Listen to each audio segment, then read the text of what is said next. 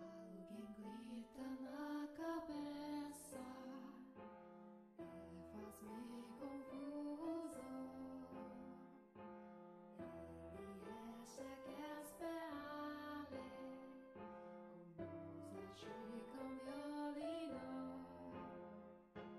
Seu cabelo plateado, seu olhos parecia lua encher e cair num jazz fastidioso. Ensine-me a esperar. Noventa significação, uma escondida sombra. Deus não reduzia seus olhos, parecia encher e cair.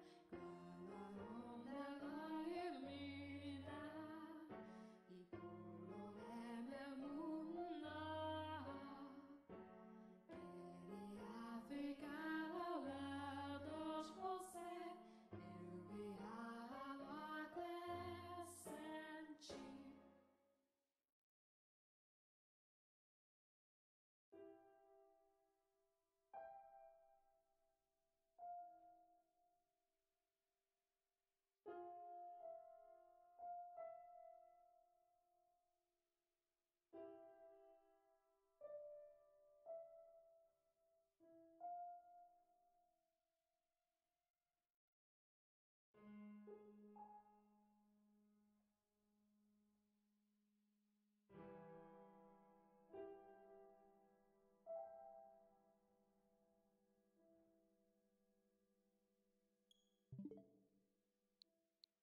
Alguém grita na cabeça,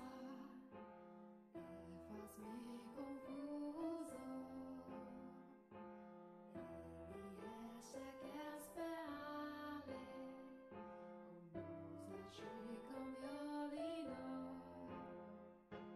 Seu cabelo plateado, seu olhos parecia lua encher e cair num jazz fastidioso. Ensine-me a esperar. Noventa significação, uma escondida sombra. Deus não reduzia seus olhos, parecia encher.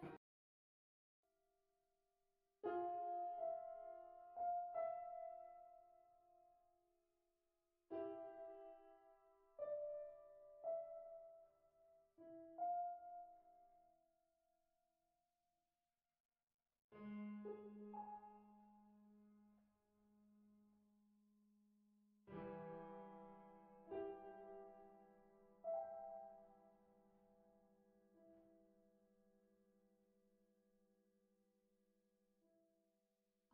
grita na cabeça, faz-me confusão. Ele acha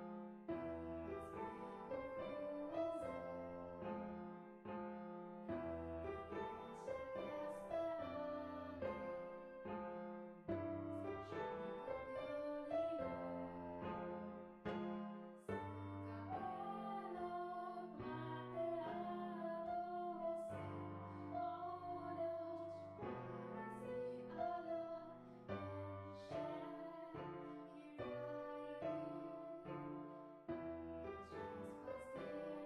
Are we live? We are live. Hello, everybody, and welcome to the stream. Also, before we start proper, I just want to say thank you to Clinical Obsession for following. Faffing. Faff. Okay. Thank you very much to Clinical Obsession for following. We do appreciate that. You get us one step closer to the funny Catboy visual novel stream. Let's go! Yay! Okay, Thank you, I'm everyone. just adjusting my volume a little bit because I forgot. Let's see.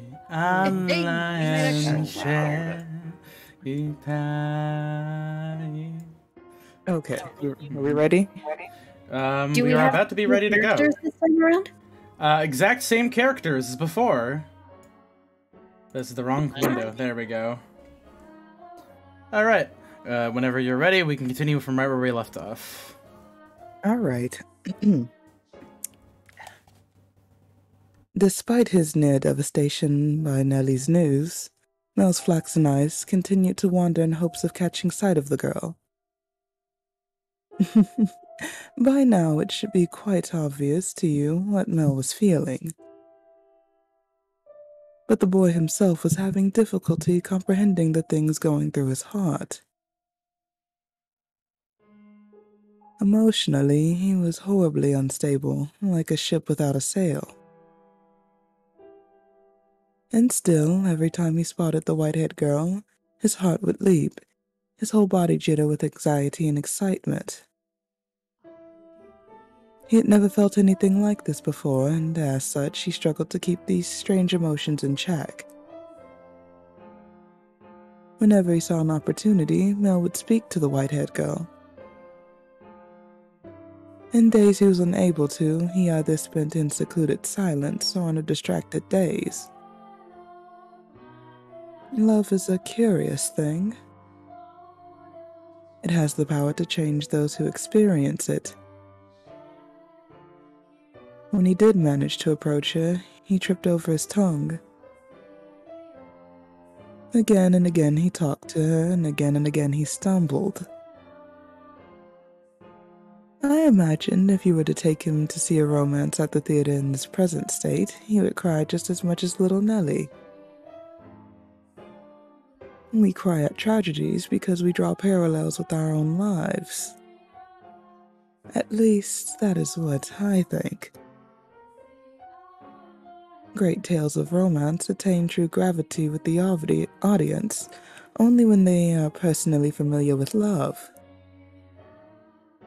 In any event, the white-haired girl was, as a result of this, visibly perturbed.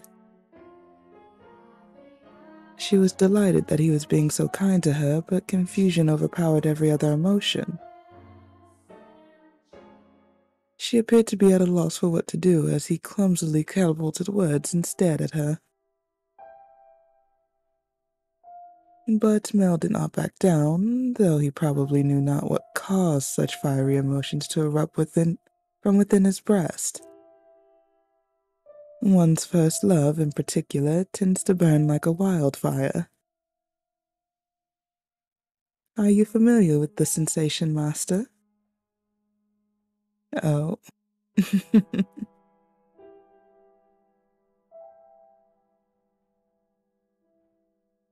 Ah!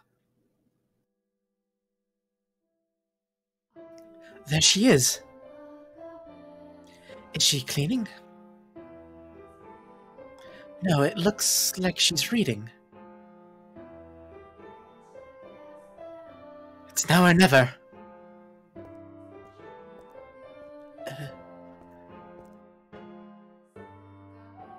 Boo!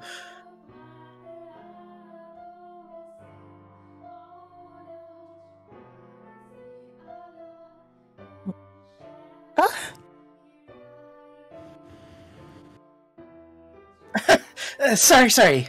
I didn't mean to scare you. Lord, no. You very clearly meant to scare me. Because you were just wouldn't notice me. What are you reading? You look pretty engrossed. Oh, I'm sorry. I should have asked for permission. It's fine. No need to apologize. Feel free to read whatever you want. And you're welcome to bring books back into your room if you'd like to spend more time with them. But I was just... I was just amazed that the mansion had a library. It must have been a lot of work to collect all these books. There are some pretty old books here, too. Your grandfather's?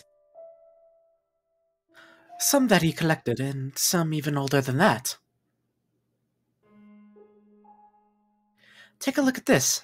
I think it's a diary. But it's not from this country. Or this century, for that matter. Maybe a feudal lord. Here, he's complaining about the quality of the harvest. Can this forsaken land only produce over-sour grapes? Ah, if only the largest of the... Barney? Or maybe... Barney? If only the largest of the Barney states were mine instead. Sorry, but it is Barnier. Barnier, as, I am being corrected on. The land there is much more suitable to cultivation. There you have it. You can read this, Lord Mel? More or less. I've looked over it several times already, so that wasn't too difficult. Why would such an old book be here? I'm not sure. It and all of this was already here when I moved into the mansion. Have you not lived here your whole life? I was born at our estate. But to me and Nellie, this is more like our home. We moved when I was still young, and we've lived here ever since. Nellie and Mother have grown quite fond of it. Father, though, often goes back to the house, because he doesn't like all the roses. By himself? Yeah, well, sometimes Mother goes with him. But for the most part, he goes alone. Hmm. But don't get me wrong, it's not because they don't get along. In fact, they act more like teenagers in love than grown adults. It almost makes me sick having to watch it. It's a wonderful thing to be so close, no matter how old they may be. True, but still. And there are those in the world who cannot be with the ones they care for as much as they may wish. I'm sorry about that.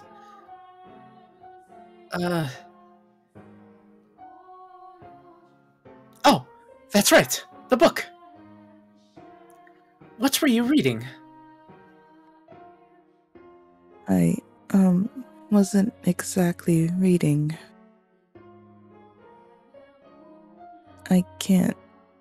I do not enjoy reading lots of text, so I was looking at the pictures.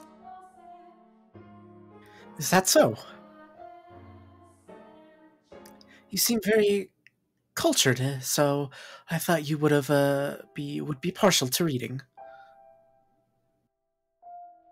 Perhaps you're actually more like Nellie, and eschew your studies. Yes. I wouldn't have guessed. But you like looking at pictures. I do. What else do you like? What? What do you enjoy doing? Hmm. It can't be anything. It can be anything, I should say. I enjoy being told stories. Stories? Yes, when I was young, my father would tell me tales. What kind of stories did you like? There was one about an imprisoned girl. Tell it to me. Uh,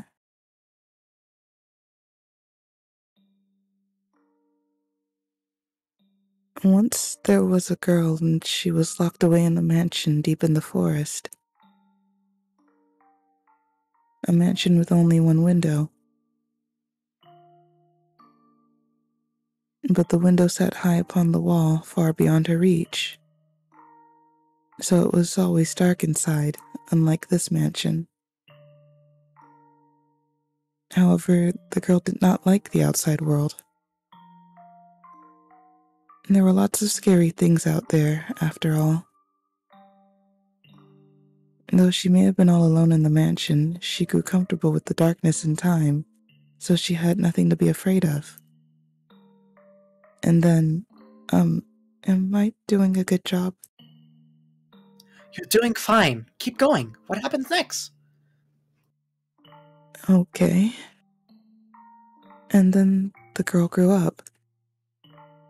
By then she had already forgotten why she was locked up, but she was content with the darkness. However, her eyes couldn't help but be drawn to the little bit of light that spilled through the one window. Though she was comfortable in the darkness, the sight of the light made her heart race. At first, the girl thought it was because she found it unpleasant, because she disliked the light in the outside. But slowly she came to realize that she was curious about the outside world. What could be happening out there? For all she knew, the town, the forest, the people, all of it could have changed while she was imprisoned in the mansion. But she had no way of finding out. So the girl decided to write letters and throw them out the window. What began as empty grasping became routine, continuing for several months until she was finally ready to give up. But then a beautiful white dove flew in through the window. Tied to the dove's leg was a letter. Her heart racing, she read the words contained within. It seemed to have been written by a man. The letter contained numerous questions for the girl. It also said that if she attached her reply to the dove, it would bring the letter back to him. She was astonished, but she wrote him back anyway, taking care not to mention where she was. After having exchanged letters a number of times, the two felt very close to one another, as though they had known each other for many years despite having never met. And eventually the man said he wanted to meet her. Indeed. The girl wasn't sure what to do. Should she tell him how she lived? Should she reveal where she spent her days? She was afraid if she did, he would cease to send her letters. She was sure he would believe her to be a young lady of noble blood, and not a girl locked away in a house deep in the forest. The girl could not bring herself to write a response. She released the dove through the window with nothing attached to its leg. And yet it returned with another letter written in the man's familiar hand. You must surely have a grave reason for your silence, it said. I would like to know that reason, and I'd like to help you. No matter what it may be, you have my word. She deliberated. Though his letters were kind, she did not know this man. He was from the outside. Would he still treat her the same when he met her? And did she even want to step out in the world beyond? What do you think she did? Wrote a letter and agreed to meet him, right? Yes, she did. The girl made up her mind. She would write a letter. As always, when she tied it to the dove's leg, it flew off out the window. And for some time after that, she received no response from the man. This saddened her, but she thought it was for the best. She belonged in her own confined world, her world of darkness. But then one day, light shone into the mansion. The sealed doors had been opened, and in the doorway stood a handsome young man. "I've come for you," he said. The man was a prince from a neighboring kingdom. When the girl stepped outside, before her sat a magnificent carriage, the likes of which she had never seen before, accompanied by many servants. The prince, kind as in the letters, swore his love to her, and the two lived happily ever after.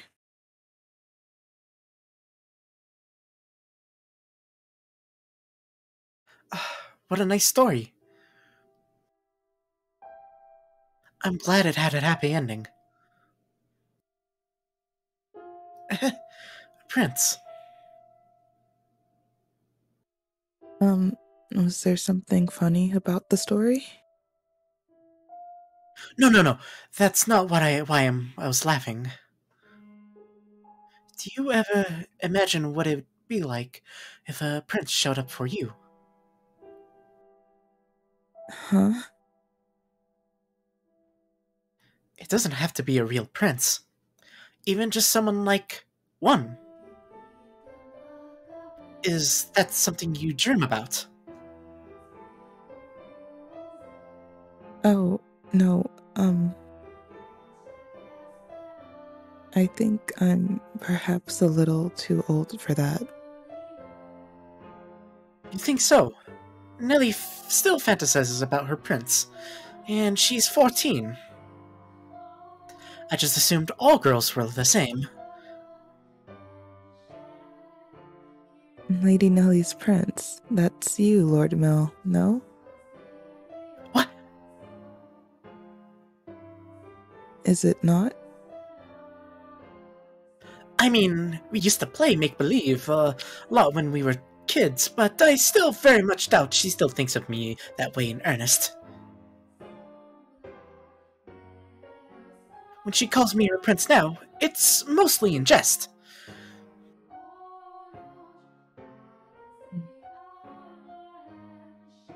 If it weren't, that would be concerning. Oh?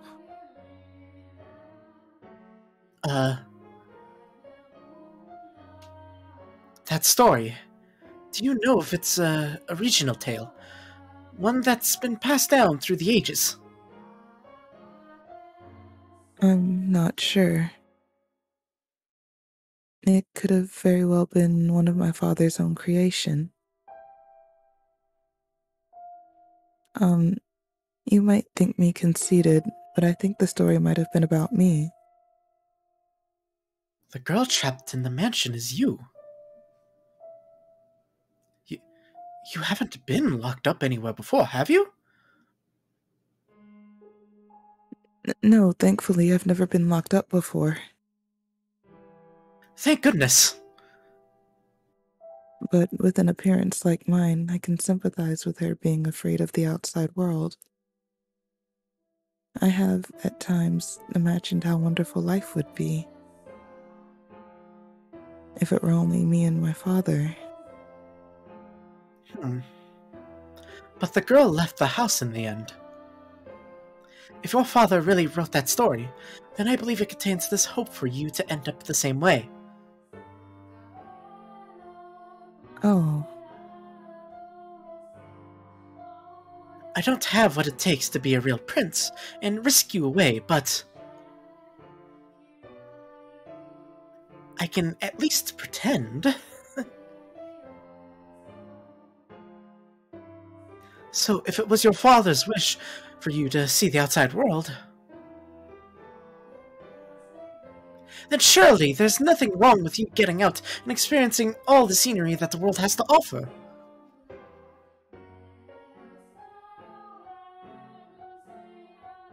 I want to see the outside too. Or, to be more specific, other countries. So,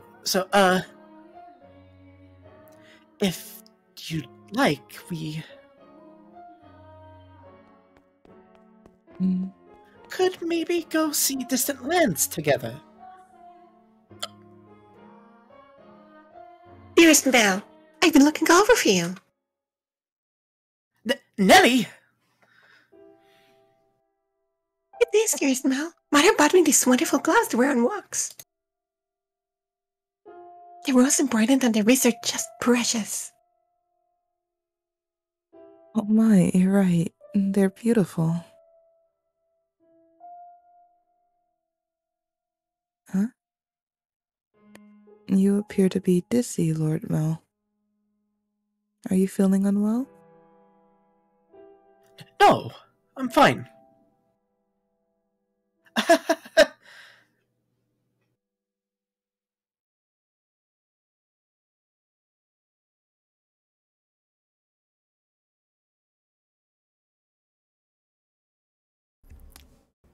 Mel was feeling frustrated at his inability to convey his feelings to her.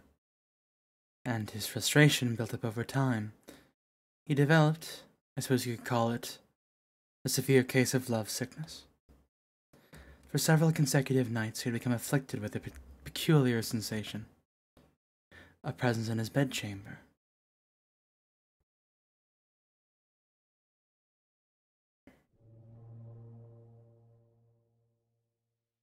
Oh, in order?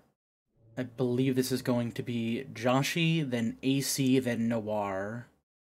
Okay, so me starting from the top? Yeah? Death. Death to the unholy one. Death to the heretic. Death to the witch.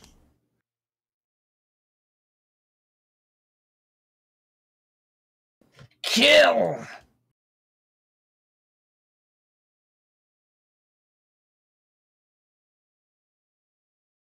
Oh, I'm a little bit mistaken. This is where this is going. There's 3 voices in here. 1, 2, and 3 Okay. for Joshi, AC, and Noir specifically. Okay. Mm-hmm. First one is Joshi, yeah. She's... Why? I never wanted to die. Was she not eating? No, sorry. No, it's like they're distinctly men's voice 1, 2, and 3. So that was... Okay. Okay. I'm not. We will... No, whoopsies. Do you know how many visual novels we have read that have not Yeah, done no, that? that's totally underunderstandable. No. You accidentally created a man with multiple personality disorder. Here, Anyway, we don't know what it so is. just resetting really quickly. Man's voice 2, and man's voice 3 are Joshi, AC, and Noir specifically. Alright, let's go ahead and take that from the top again. Mm-hmm. She's... Why? I never wanted her to die. Was she not eating? Seal off the tower. Understood. No one finds out about this. How can you be so calm? Don't you understand what you've done? Ha! Pinning the blame on me. How nice it must be to distort reality with panic.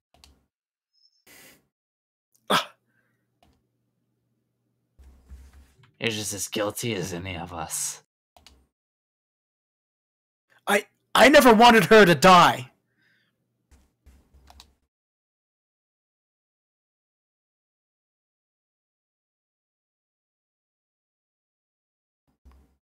The witch killed her!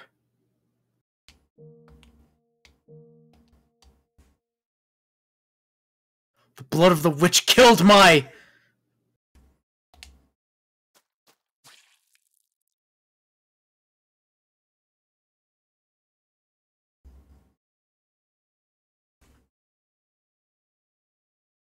Uh, uh,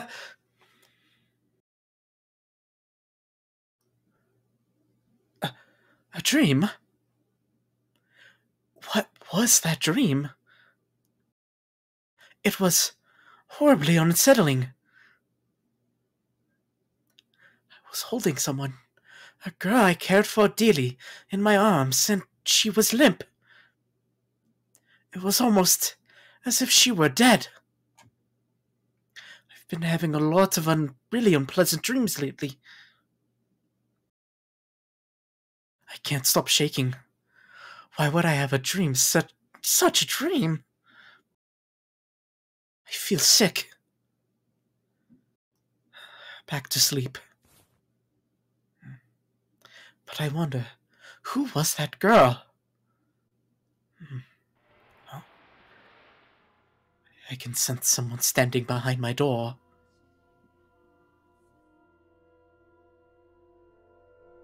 Is there someone there? It's like they're watching me. Is it just my imagination? I can't move. What? What do you want? Go away.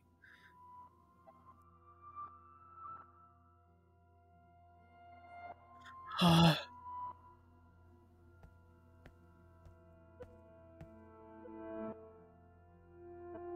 The sound is growing fainter.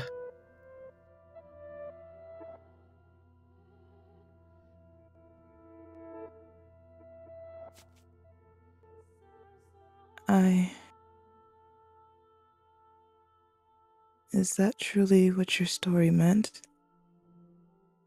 Father? But mm, such a magnificent garden. Something we could have never had. Are my intentions misguided?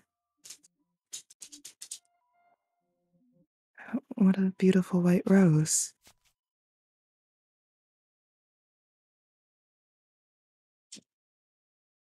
You know, you could have sneaked into his room rather easily then. No one was watching.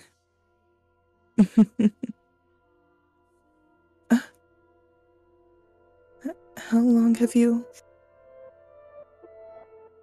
Oh, you needn't pay me any mind. I shall not condemn you, no matter what you might do. Rather, I am on your side.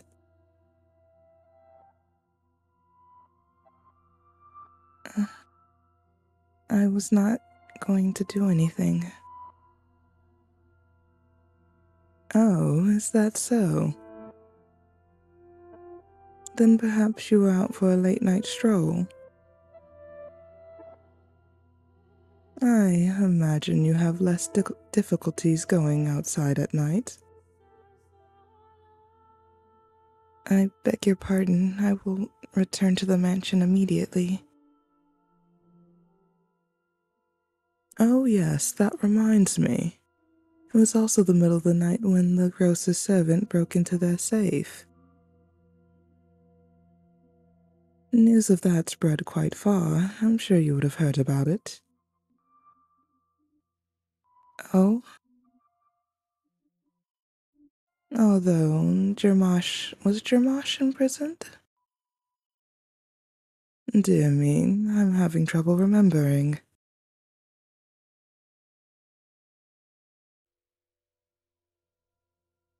But worry not. If you wish for it, the mansion shall provide. You are in no danger whatsoever of getting caught. I...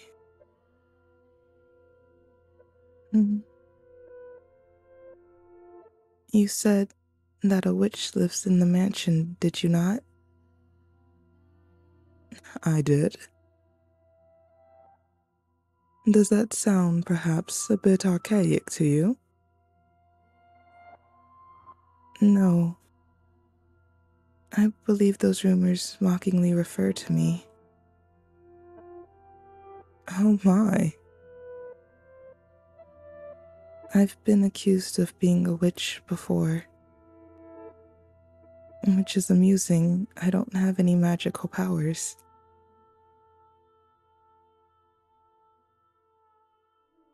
I simply have an unusual appearance. My, what a lovely shade of red. The rose. Uh, is something the matter? This rose. This rose was white. Until I took it in my hand. Is that so? I apologize. I must sound mad.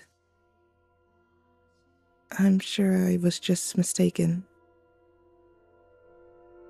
It couldn't have possibly changed. I wonder. Yes? Did the girl locked in the mansion become a princess? What? We should lock up and head to bed. Make sure all the shutters are closed nice and tight and then draw the bar on the front door.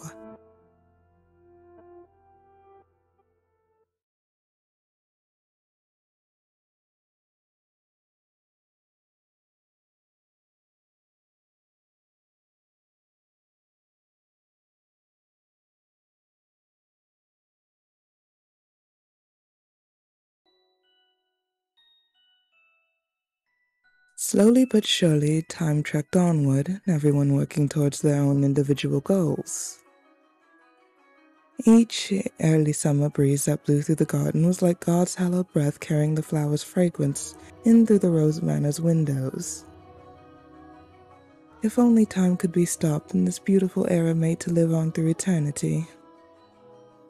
As usual, Mel's eyes chased after the white-haired girl, and Nellie pressed her lips in frustration at him. But she was still rather docile. Even taking into account how self-centered she behaved, how fickle her temper, Nellie's fits were still no worse than a playful kitten. See, at that very moment, our lively little feline had her claws poised to swat at the flaxen-haired young man.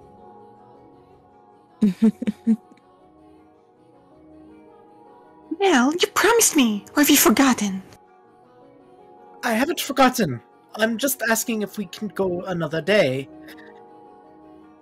Another day? This is something that happens every day. I've been looking forward to tonight's performance for so long. Oh. Well, darn. Happened anyways. Okay. Oh, okay. Oh, wait, what the? Robin. Oh, it's not frozen It's freezing up again. for me. Crud. It is from me. You didn't. Wait, did you read your line? Oh, I was just getting juicy. No, I can't see it, Rindy. Oh wow, then weird. Because I can see your line. Nah, I'm fine Yeah, no, I with see it's everything. good there. Hold on. Okay. You good now? Can you see the line? It is now an infinite loading screen. Yeah, Oh, let me just, for you. you. Oh, Lots of love technical yo, this is getting really difficulties. good so far. Okay, there we go. Dates. There's nothing I can do about that. We're having a gathering at the priest's home tonight. Several high-ranking officials have come up from the mainland just for this. Yes. I care. You know, Nelly, it doesn't have to be me who goes with you. No, I want to go with you, Mel.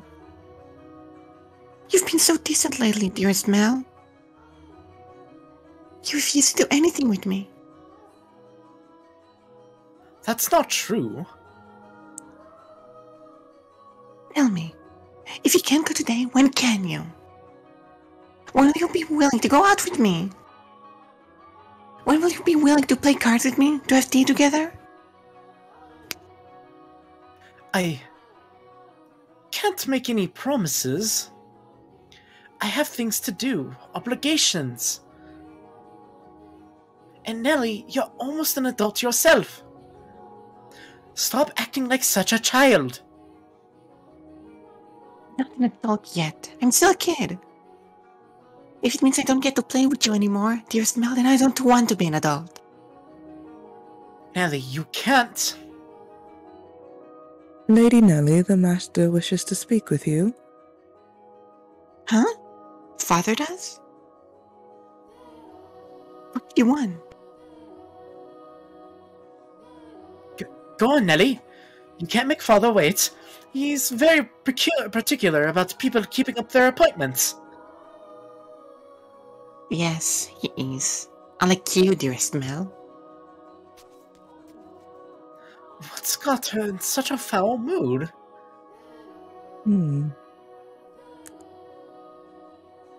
Oh, thank goodness for small miracles. Nelly just won't seem to take me at my word lately. You mustn't be so harsh on her. She is your one and only darling little sister. You're right, but still, she's taken it a bit too far of late. Oh, I'm not so sure. She doesn't seem to be behaving any differently to me. Am I the one acting differently then? Well, enough about that. Can I ask you a favor? Me? What can I do for you? I was thinking. Physically, Mel was undeniably a young man, but the smirk that crossed his lips as he schemed gave his face that sweet look of a little boy. Or perhaps that was simply part of his charm, and it was not the age disparity but his character that made his smile so heartwarming. What did he ask of me? You shall find out soon enough.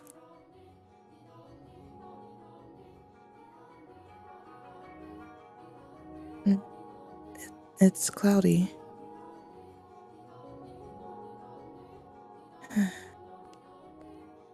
And thank goodness for that, too. Though it would be even better if it were even darker out.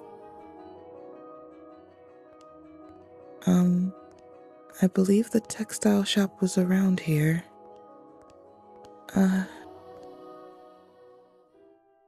Hi there. Lord Mel, fancy meeting you here? Yeah, what a surprise! So, what do you say we take this chance and go for a little walk? Since you're sensitive to the sunlight, we can keep our eyes out for shadowy areas as we go. And if you feel unwell, just let me know. I was sent out to run an errand. Don't worry about that. Come on, follow me.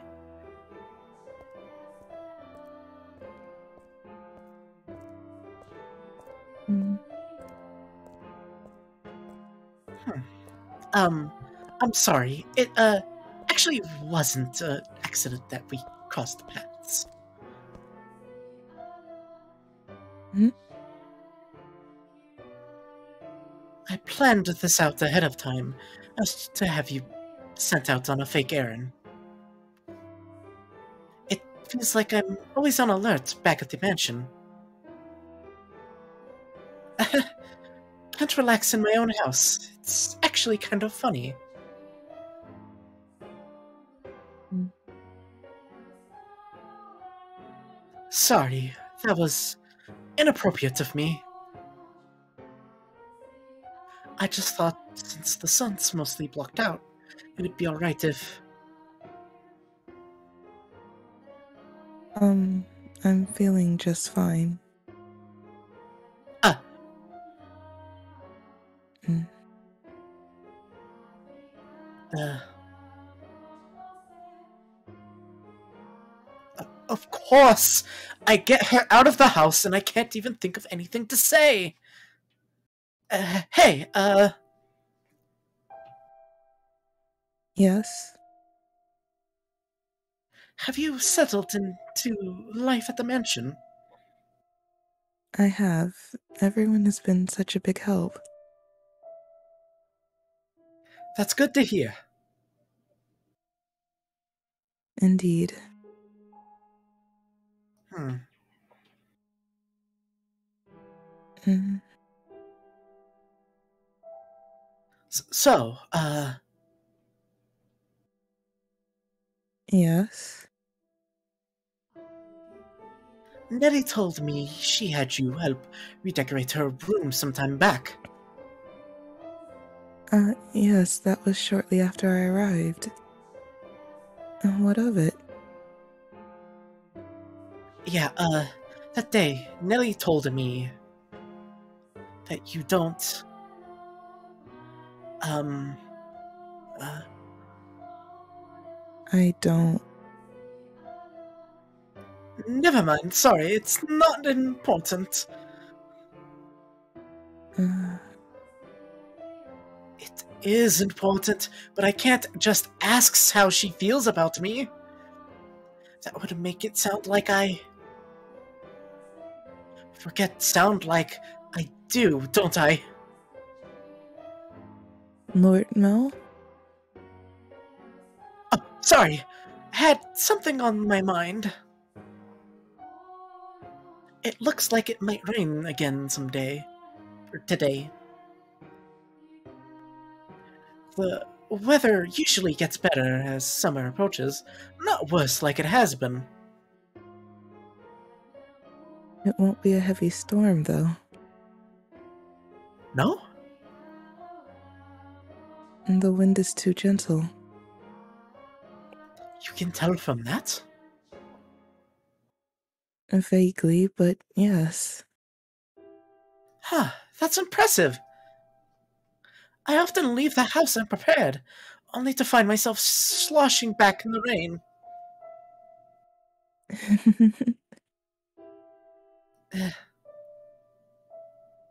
You laugh a lot more than you used to. do I? Yeah, and I like that. You look better with a smile on your face. A smile suits Lady Nellie much more than I. What? Her smile and your smile are completely different. Also, a smile suits you as well, Lord Mel. Do you really think so? What am I supposed to do in the face of a smile like that? So, Yes? uh, knowing her, if I ask if I'm imposing, she'll say no without hesitation. Trying to cover myself isn't going to get me anywhere. Hold on one sec.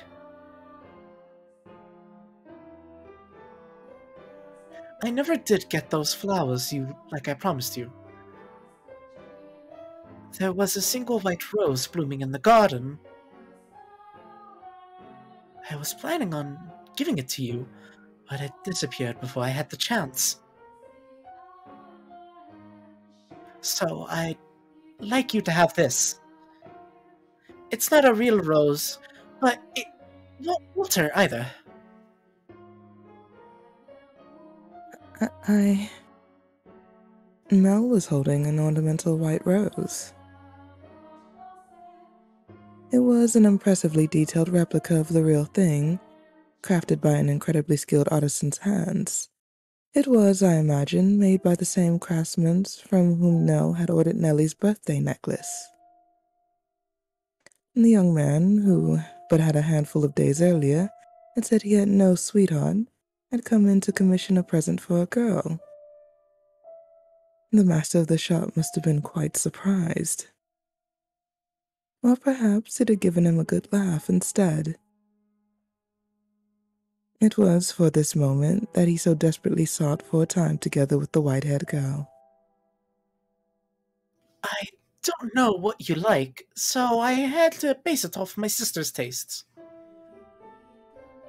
My apologies. I cannot accept this. Is the design not to your liking? No, I just... If you're concerned about how much I paid for it, don't be. I just wanted you to have it, that's all. Please.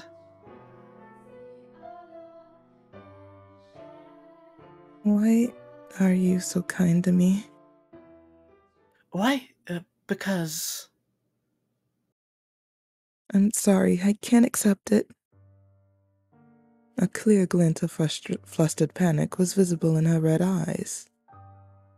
And there's not a girl in the world whose heart would not flutter at the sight of the sparkling rose accessory.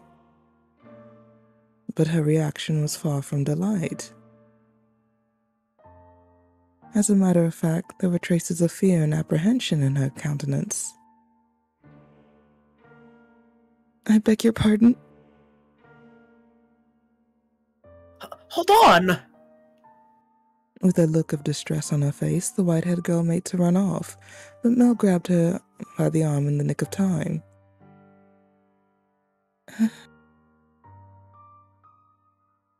At least tell me why.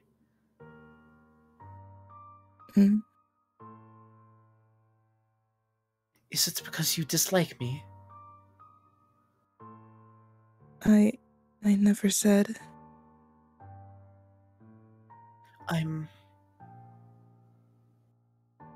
Something's wrong with me. From the day you arrived at the mansion, it's like I haven't been myself. I've been strangely aflutter ever since then. Whether I try to study, or whether I try to read, none of it sticks. I'm just looking at pages of text, tracing rows of letters only for them to disappear as soon as I look away.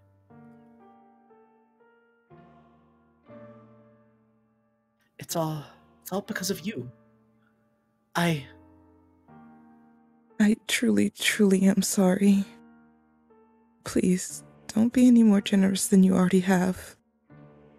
When I'm with you, my willpower wavers. What do you mean by that? I'm so sorry. Wait! Mel's grip loosened for a moment, allowing her to slip free and dart off like a gust of wind, not giving him a chance to stop her for a second time. The dumbfounded flaxen-haired boy stood frozen in place, left all by himself. The breeze, which the white-haired girl had called gentle earlier, felt faintly chilly, almost as if mocking him. It looks like she's even less fond of me than I thought. God, I'm crying. I'm pathetic.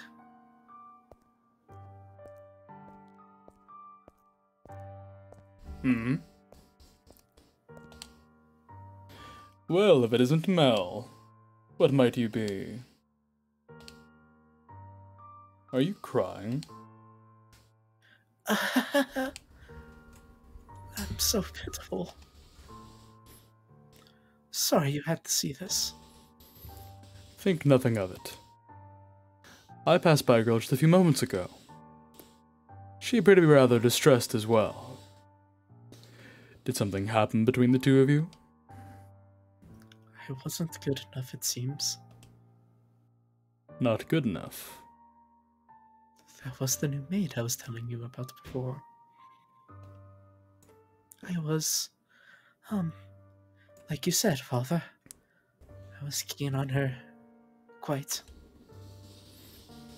Enough to bring me to tears like a miserable child. But she rejected me. I don't even have what it takes to be a stand-in prince. Mel. I apologize for complaining to you about this. I'm completely hopeless. Mel. Please, don't try to cheer me up. I don't need any sympathy. I just... No. Mel. Listen to me. What? I've seen that girl before. What do you mean?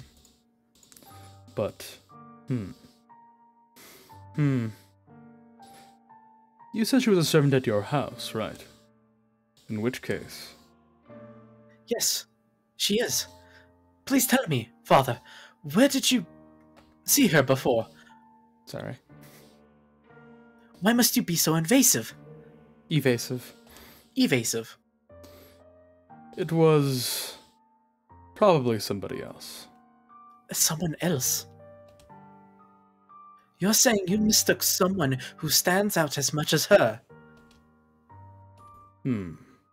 Father. She, and a man whom I assume is her father, paid a visit to the church once. They came asking for food, their clothes in tatters. The two were emaciated. I don't think they were eating daily. What? Wait a minute, are you saying... She's a beggar. But Father said she came from an esteemed house. Which is why I said I might be mistaken, Mel. She has a singular aspect. But it is possible that there's another girl who looks similar. Deep down, though, the priest surely believed the opposite.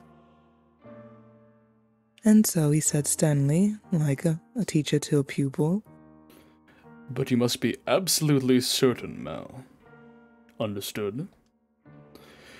You cannot proceed any further without knowing her ancestry. May I visit the church, Father? By all means. in the back of Mel's mind, a vision of the night of the storm, the night the white-haired girl arrived at the mansion, was surely replaying. She had been wearing little more than rags and covered in grime, hardly the appearance of a respectable young lady of class.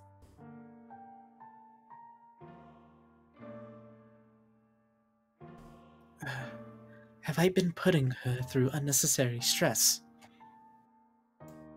If she actually turns out to be nameless, to be rankless, no matter where she comes from, my heart is decided. I will not fool myself about how I feel any longer. No, I cannot fool myself. But how does she feel? What will everyone else think? I have to find out why she was welcomed into our house. I'll ask Mother or Father. No, if for some reason they don't know she isn't an aristocrat, I'm better off not saying anything. But if they don't, then does that mean she's been lying to us and to them? I have to find out.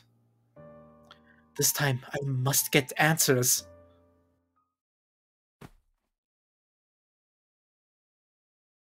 No, absolutely not.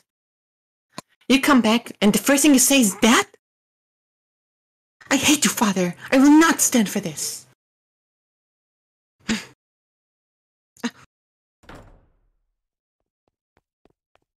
Why? Why would he just suddenly throw that on me?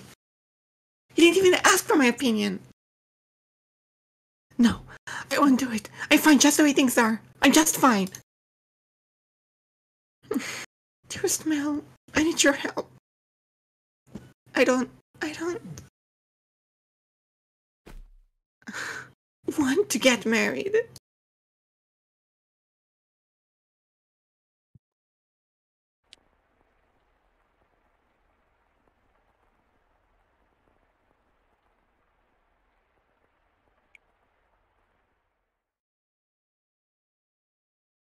This may seem sudden, but I must confess that I made a grave mistake.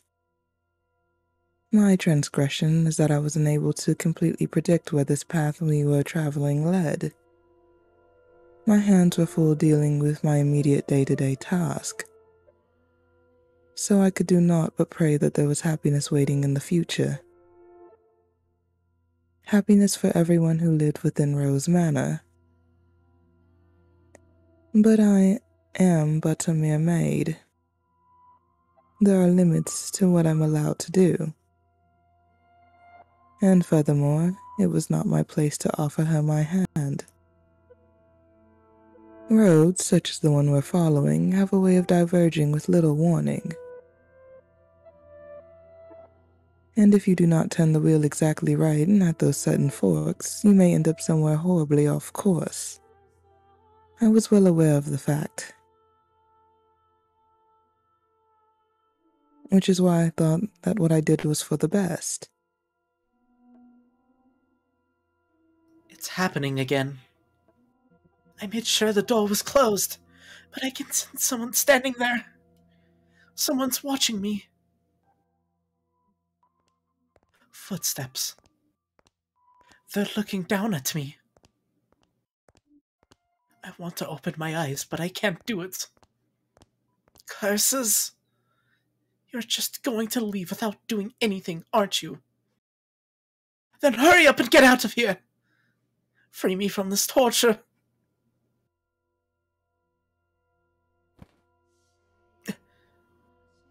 No, tonight they're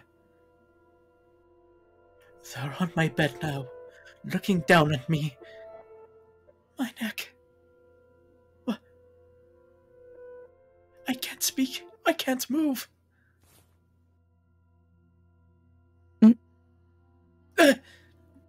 These cold fingers. That soft breath.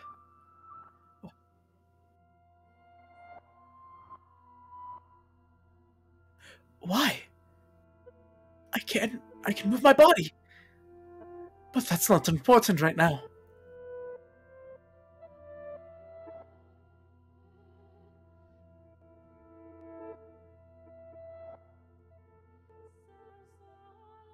You smell of roses, and the scent of a world far removed from ours.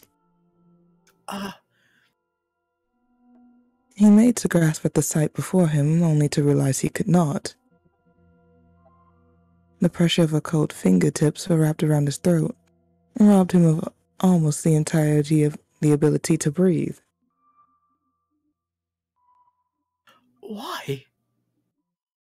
He silently mouthed the word, and for that moment, at least, her melancholic ruby eyes were focused wholly on the flaxen-haired young man.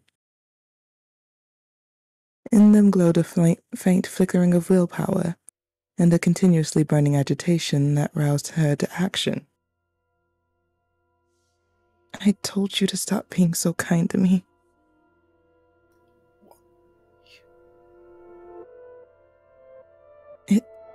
It'll all be over soon. Please don't make any noise.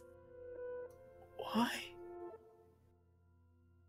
To put an end to this family, you are my only. Why are you shaking? What? Upon hearing Mel's words, the strength drained from her slender fingers. He had not been questioning why she would do such a thing. There was, of course, a trace of bewilderment visible in his eyes. But he did not shout, nor did he tremble in fear. He instead expressed concern for the young woman who looked like a cornered rabbit. I'm not shaking. You are. I can see it. As he slowly regained his breath, Mel's voice too grew clearer. Conversely, the red-eyed girl's grew progressively more faint and raspy. You are not doing this because you genuinely want to. There is some other reason. This is what I desire. Have you been to my room before? Mm, You have. I'm sorry.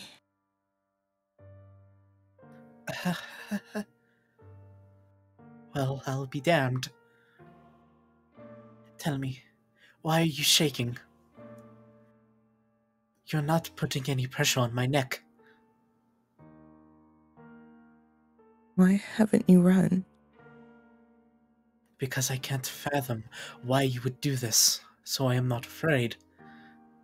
Do you hate me so deeply that you want me dead? Do you despise me to the point you would be willing to take my life with your own hands? No, I don't. See, like I said, there's another reason. If it isn't because you detest me, then tell me, why is it? I'm sorry. I'll leave your room now. And I'll do my best not to bother you any further, so please forget anything ever happened. Do you think I'm just going to say okay and let you go?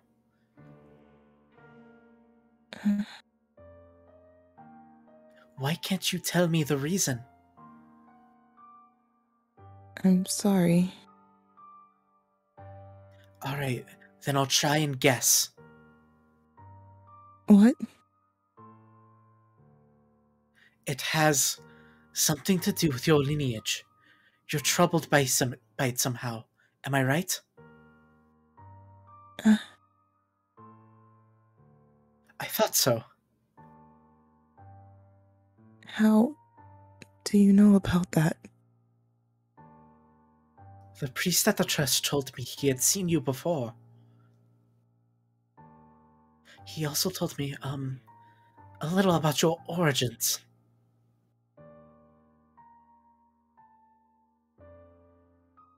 But that's all I know. The only difference between us is social rank. I don't know what would cause you to do this. Please, tell me who you really are. Tell me why you came to the mansion, and why father allowed you to be a maid.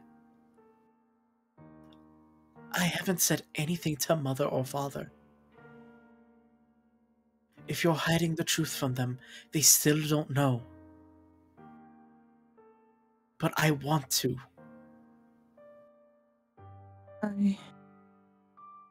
I won't get mad at you or have you punished. I'll swear even to God, if you'd like. I want to be the prince who whisks you away. I want to be like the prince who rescued the girl from the dark mansion and showed her the world. I know I'm not that dependable, but I want to help you. Why do you show me such compassion? Why do you treat me like this? I have my hands around your neck. Why? I thought it would be obvious. Or have I not expressed myself well enough?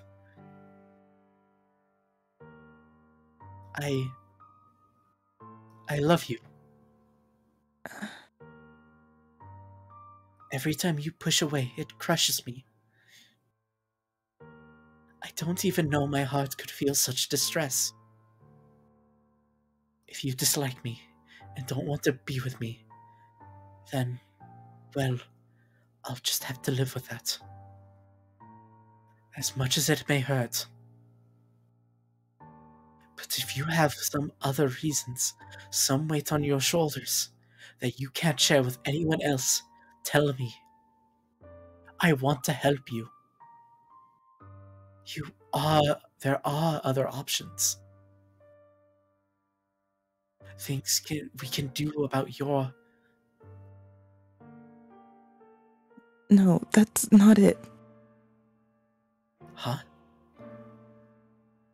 I've tried to hate you so many times. So yes, there's more to it than just social status.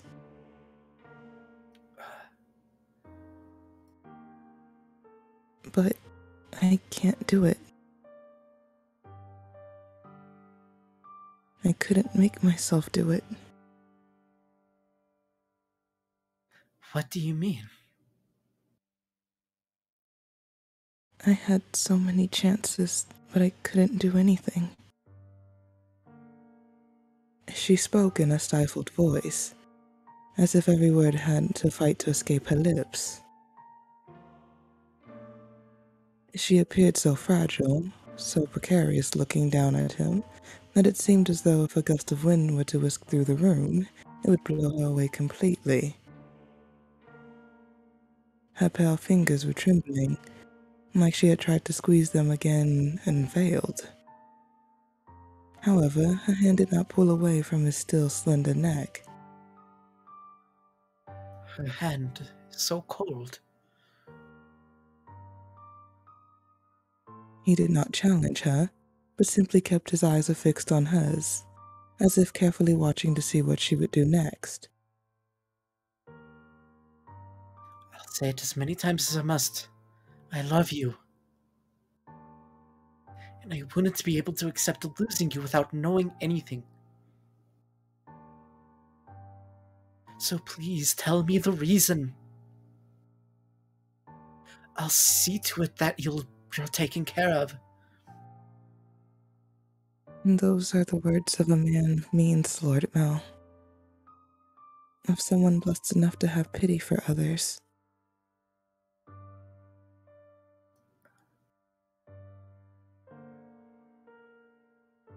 You are a foolish young man.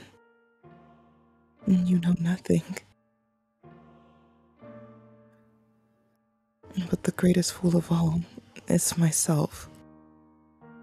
If you agree to punish me, I will talk.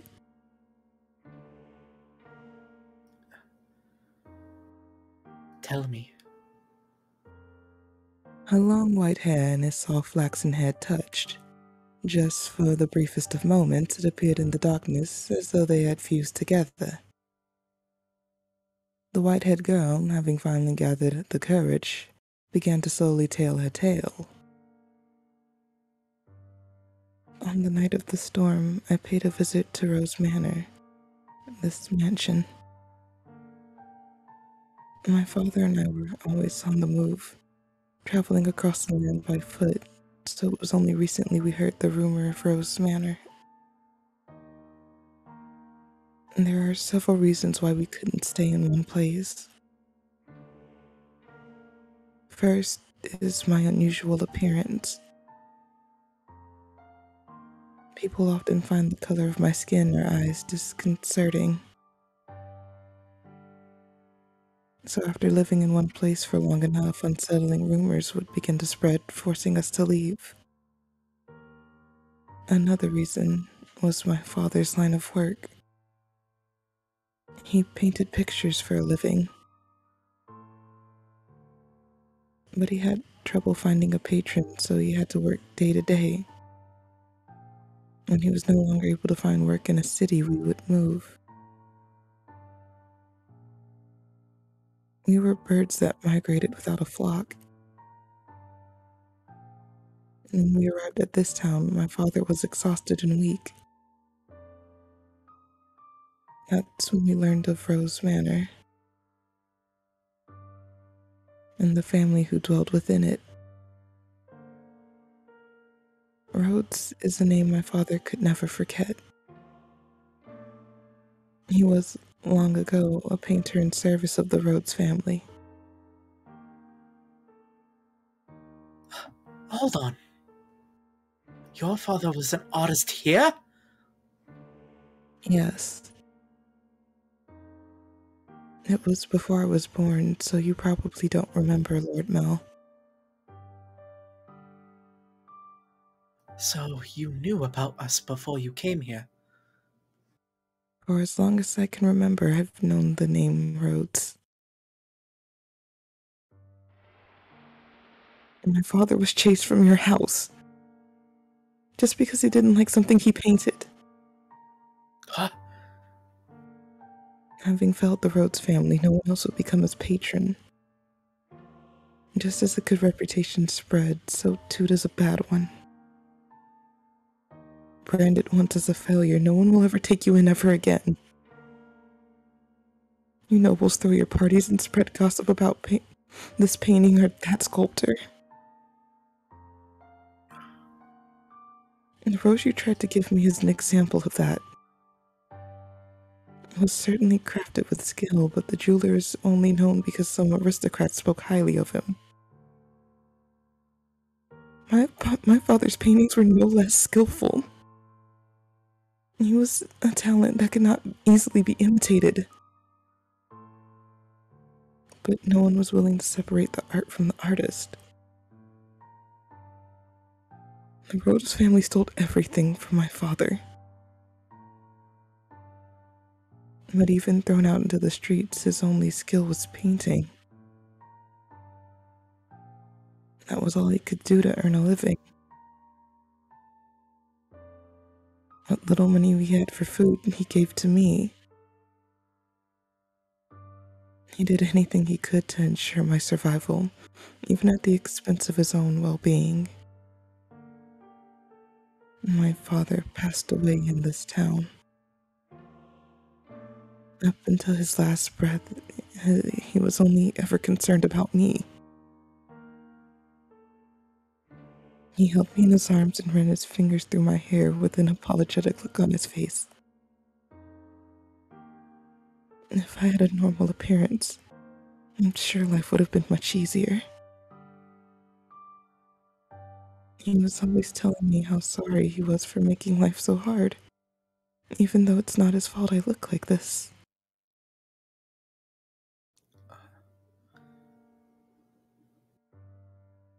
I disdain the Rhodes family for putting my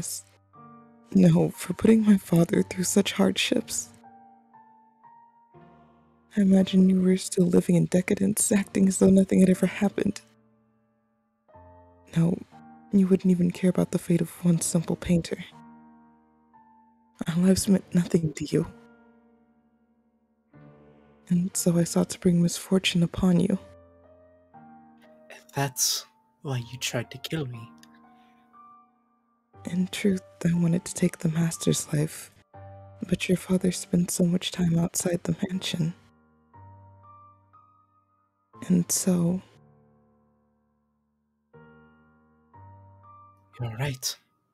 If they lost me, it would put my family in a difficult position.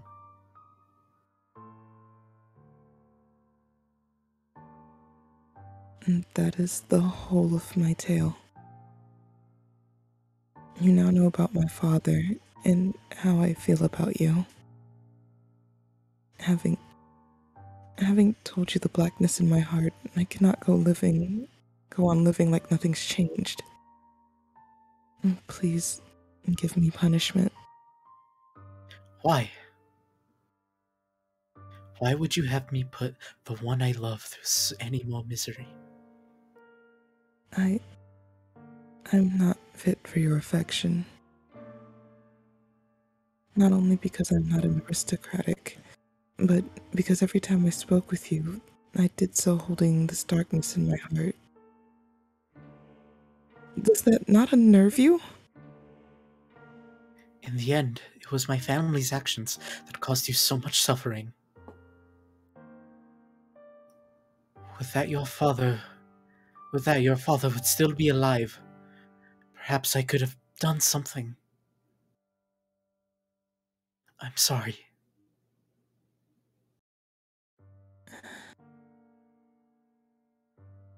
And besides, you hesitated. You didn't actually kill me. What am I even to punish you for? As you said, you had countless opportunities, but you could not bring yourself to do it. Tell me, why couldn't you kill me? Because If it's because I've given you enough reason to have even the slightest bit of interest in me,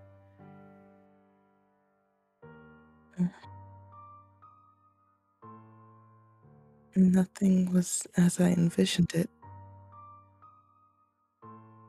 what?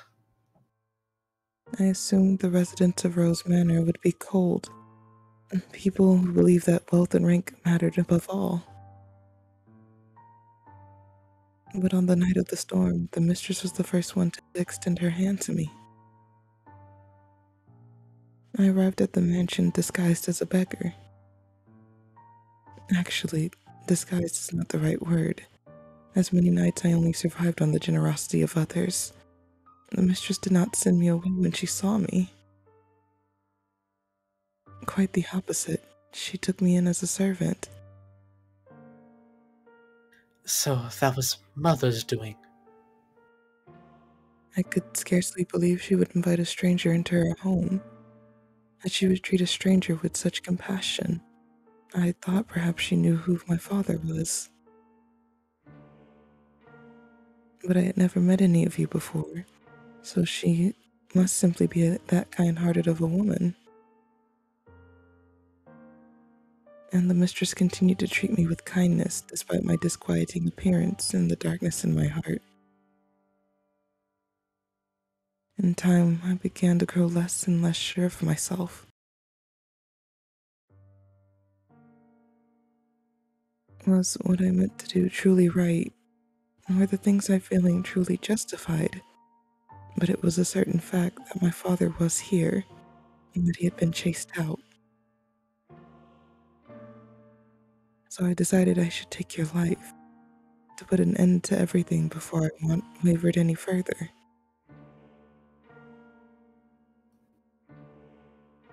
And then... And then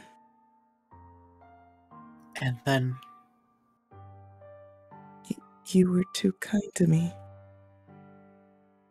It's all your fault. Because you laugh with such affection. Because you give me smiles like that. And because you say the things you say. you... I'm sorry. No, don't apologize. I'm so happy to hear that. Despite the unusual circumstances.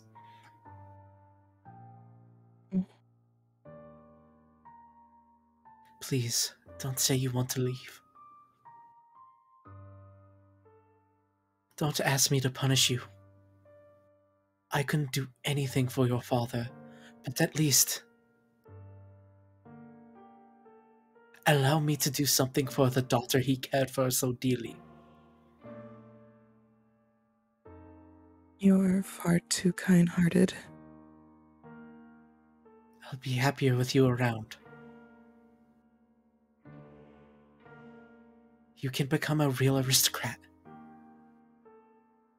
Huh? There are families that would be willing to adopt you. Especially knowing it would bring them ties to the Rhodes family in the near future. Are you saying, As long as you're okay with that, of course. I don't understand how you could possibly say that.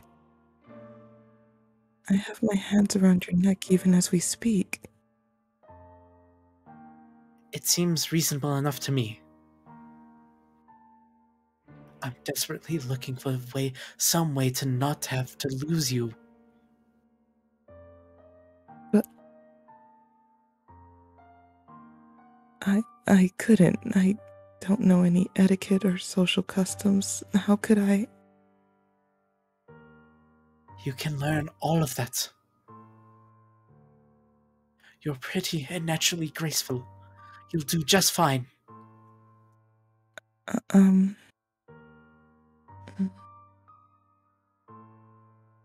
You're such an aristocrat, Lord Mel. What? The way you can come up with compliments so easily. Only for you. Nellie says my poetry has as much charm as a dissertation. I don't understand theater. It puts me to sleep.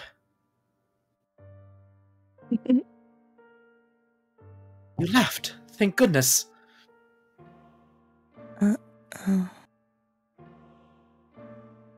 Keep smiling. You don't have to stop. A smile on your face is a smile on mine. No matter how deep the darkness has been taken root in your heart, it can always be removed.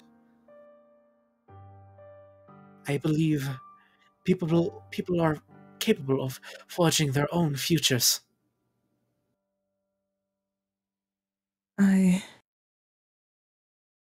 What do you say we go to the theater sometime? I promise I won't sleep through it.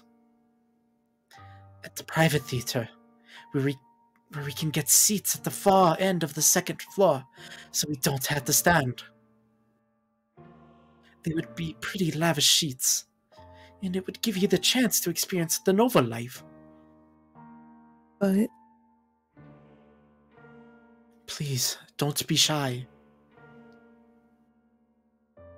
I can have clothes prepared for you. I'll ask one of the maids who can keep it a secret. Say, the one with the black hair. She kind of scares me, though. I don't know what I'm supposed to say. How could you show such compassion for me? I tried to inflict harm upon you. Am I allowed to feel such joy? For every day you suffered, a day of happiness. That's how it has to be. So stand by my side. He softly whispered the girl's name. For several long moments, her lips trembled in trepidation, but in time she squeezed them together and made a smile. He wrapped his arms around her unbelievably slender, frail frame, holding her tight in an affectionate embrace.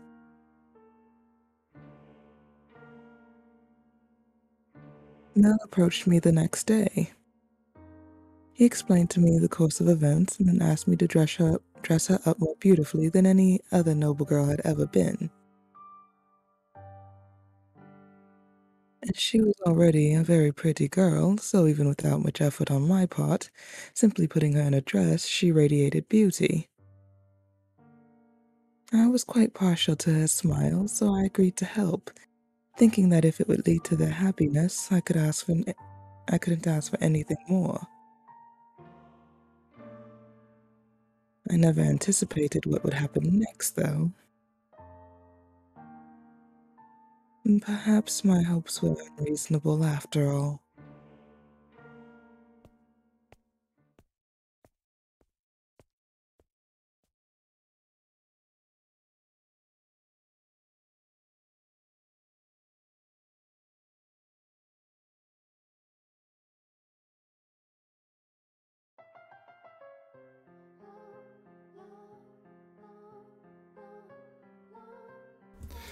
Now, you love the theatre, so don't look so cross.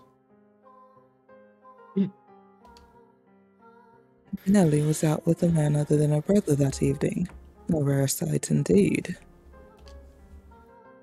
And she was quite clearly in a foul mood. Will not stand for this. That I should have to marry a man as disagreeable as Arthur. It's unthinkable. The young man at her side was Nellie's fiancé, selected by her parents. On any other occasion, she would have snubbed an invitation from any man who was not Nell, but she had little say in this matter. She was, for a lack of better word, forced to go out with him. And oh, how furiously she fought against it. She had shoved aside the Abigails trying to fasten her corset, locked herself in her room, and sobbed for quite some time.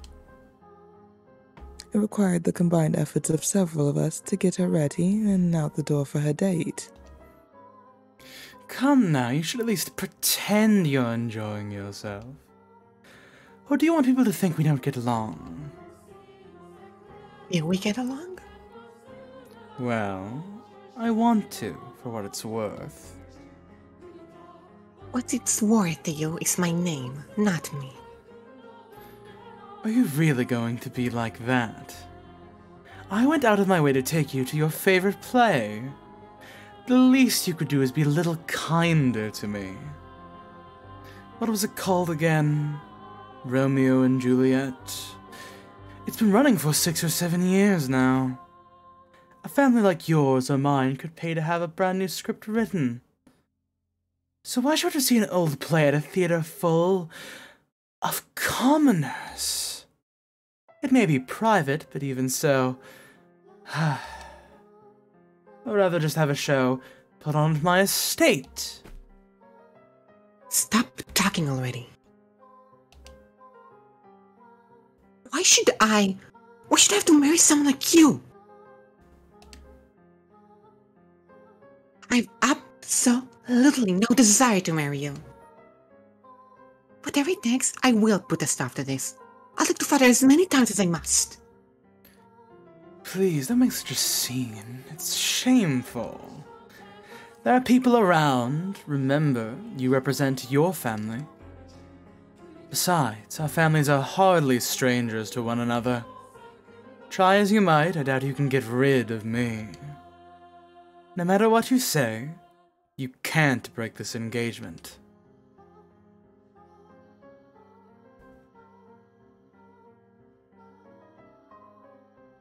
You don't. Your parents gave you too much freedom. And look what a spoiled little girl you became because of it. Goodness, you're going to be quite the handful. Get off your high horse. No, you're the one on a high horse, Nellie. You are going to be my wife. You can at least put some effort into liking me. What happens when I take you to a social engagement and you act like this? It's shameful to the both of us. Because somebody used to call me Lady Nellie. What's your problem? When you choose to act like a lady, I'll gladly call you that again. Goodness gracious. Put yourself in my shoes for a second. I have to marry a bratty little girl because it will help my family. Dare you talk about me that way? Not a damned princess. Open your eyes. If you think talking to your father will get you out of this marriage, you're welcome to try. I doubt he'll have it, though. Otherwise, you can just go complain about it to your friends. Oh, that's right. As far as I'm aware, you don't have any friends. Enough. As you wish. So frustrating. Why should I have to listen to this jerk mock me? I have Mel. I know. If Fata won't listen to me, I'll ask Mel to talk to him. Mel will be able to convince him.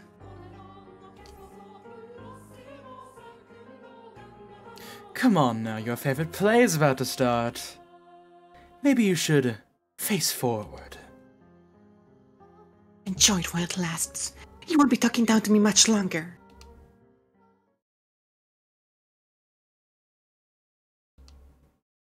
What? Hmm? Is that? Wait! Nellie! Get back here! What is that damn child's problem? I didn't give her permission to leave. Father will be sure to hear about this. I cannot have the roads make any more of a fool of me. I... You're fine. Don't be shy. But so many people are looking at me. That's because you're gorgeous. No, it's because I look strange. I assure you, that's not the case. It is true you have an unusual appearance. But right now, the unique color of your hair, your skin, and your eyes all serve to equate your beauty.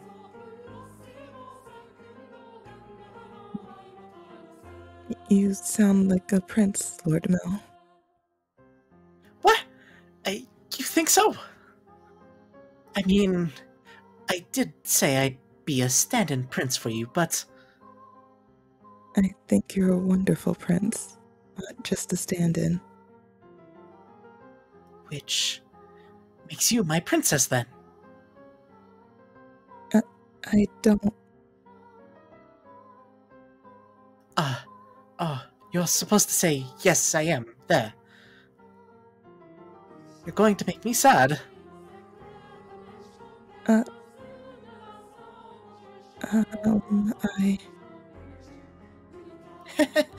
guess I'll just have to keep working at it until you submit. Oh, hey, the play's about to start. What am I supposed to be doing? Nothing in particular.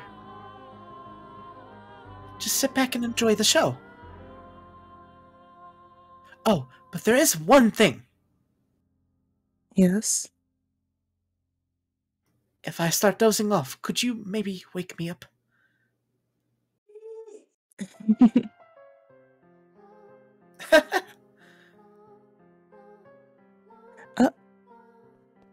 Huh? No. What? Miss Mel. Nellie? Miss Mel, why are you... What are you doing there? Here. I asked her to join me. There's nothing to get worked over. It is. It absolutely is. How many times did I ask you to come with me and you wouldn't? You don't even like theater, dearest Mel, and you brought her? You're right. I'm not especially fond of plays, but I wanted her to be able to see one. Why are you making such a big deal out of this, Nellie? It's not suitable for you. What? She isn't good enough for you. Why would you choose her? She's creepy and you have no idea where she came from. Don't talk about her like that, Nellie! But... You don't even know who her family is. I do. What? Lord Mel? It's fine. You just stay quiet. Like the other maids, she comes from a respectable house. I looked into it. However, circumstances prevent me from telling you what house that is.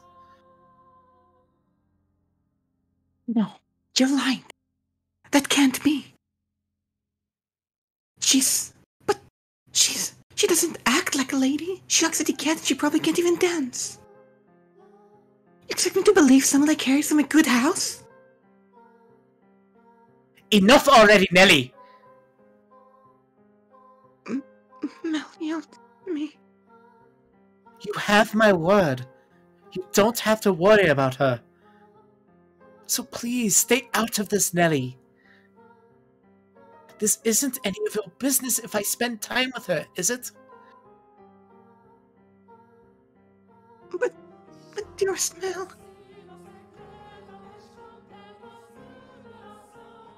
You need to stop hanging all over me, Nelly, and find someone. Wait. What are you doing here at the theater? Are you here alone?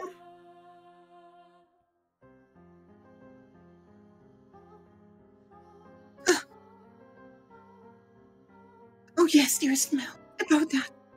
I have a favor to ask of you. I've been waiting to talk to you about this since yesterday, but I haven't seen you at all. Settle down, Nelly. What is it? Father had me engaged without consulting me. And he picked Arthur, the disagreeable little... Oh, right, that. I already know. What? I heard it from Father. That reminds me, you didn't show up at breakfast this morning. I see now. Dearest Mel. I didn't get to finish reading that line. 1 sec. I bit my tongue. My mistake. It was because of your engagement. Dearest Mel. Is that who you're here with today? In that case, you should get back to him, rather than wasting any more time with us. You knew I didn't want to get married, Mel. So why? Why did you talk Father out of it? Because it's your time, Nelly. If there's someone else you'd rather be with, then, well, you can try persuading Father, but... You're the only prince for me, dearest Mel. And the prince always grants his princess wishes. Doesn't he? I just want you to say he'll do that for me, dearest Mel. Lady Nelly. You stay out of this. It's all your fault. It's all because you showed up and played with your little tricks on him. I warned you about this rat, dearest Mel. She's not suitable for... I told you, I told you. I've had enough already. How much longer are you going to continue acting like a child? I can deal with you being a spoiled little girl, but how dare you be derisive of someone else? Mel, hit me. Lord Mel.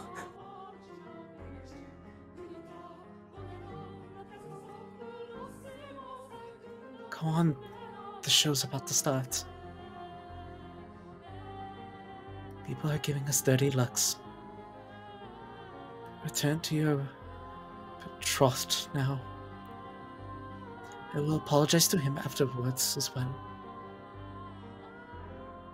You said you would always be by my side. That you would always be my prince. The time for make-believe is past, Nelly.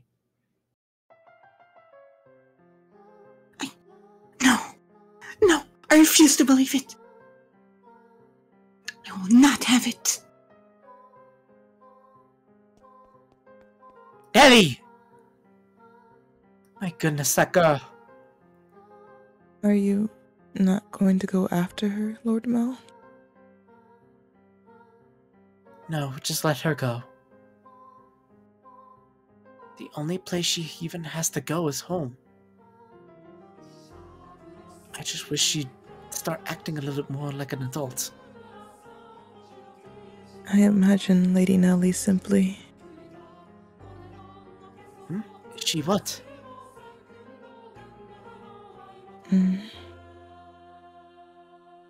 No, it just wasn't my intention to get between you. Don't blame yourself. It's not your fault we had an argument. But you two are so close. Well, yeah, we're siblings. We're close, but nothing more. Hmm. I do care about Nellie, and I enjoy spending time with her. But she's my sister, nothing more. Anyway, I'm sorry for making such a scene. No, I imagine she left her betrothed behind without saying anything. So I'm going to go apologize to him. We have to keep up appearances. Stay here, I'll be right back. Very well.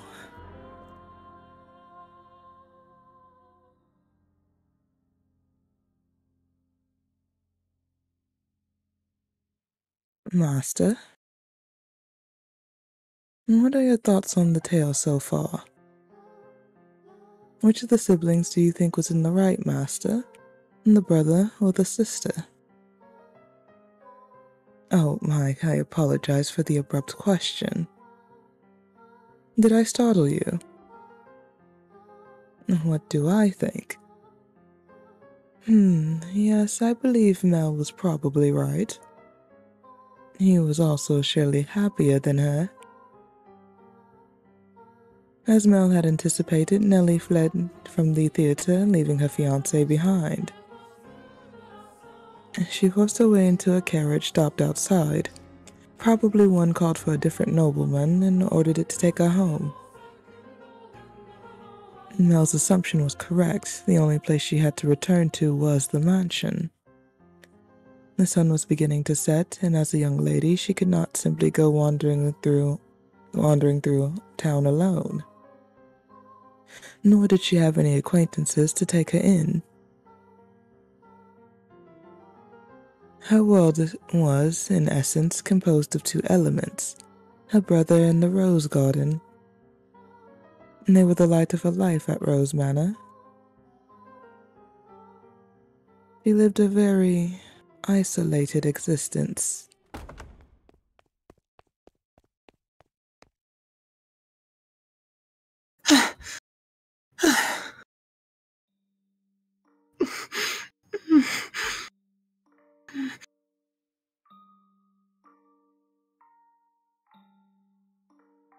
When she escaped back home, Nellie went straight to her room, locked the door, and began sobbing. The waves of her sorrow came crashing effortlessly over the levees. Tears streamed through the cracked walls of the dams, blocking her tear ducts.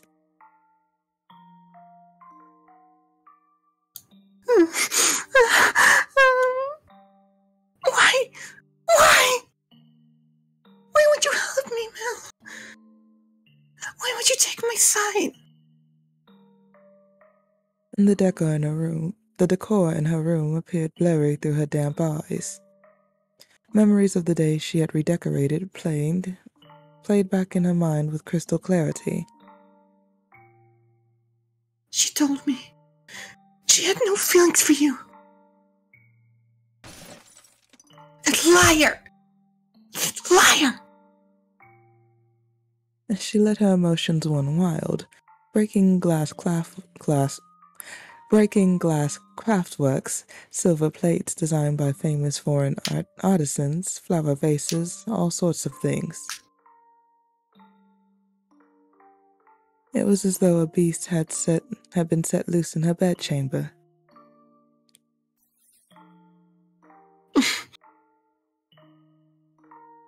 The vase she tossed shattered against the painting hanging on the wall, spraying water, porcelain, and the roses in every direction.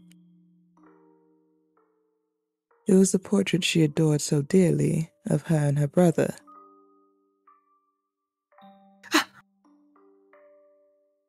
And what appeared to be to her like a metaphor for her life, the frame fell off its mounting and came crashing to the floor. Nellie darted over and scooped it up. The frame had broken, but the painting inside was unharmed.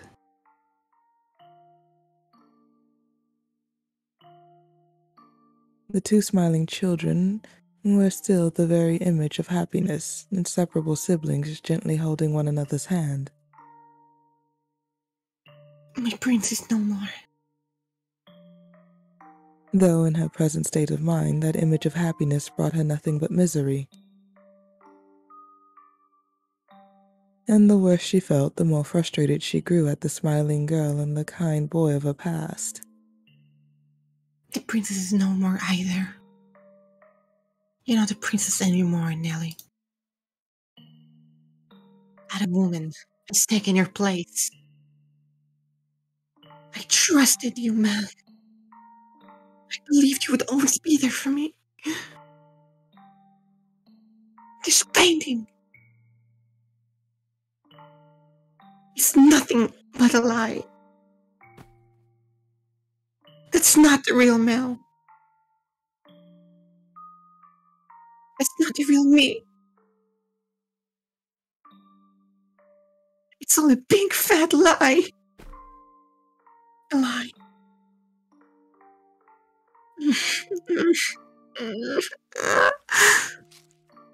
This painting never existed. It was never made. They never had a brother. This painting.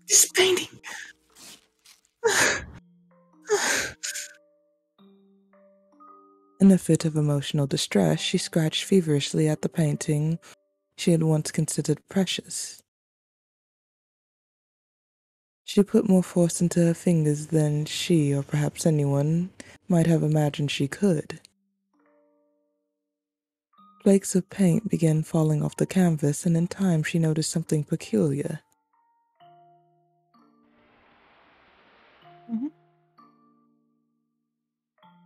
What is this writing? Something's hidden beneath the paint?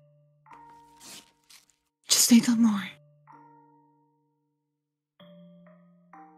A date? Why would that be hidden? What could it be for?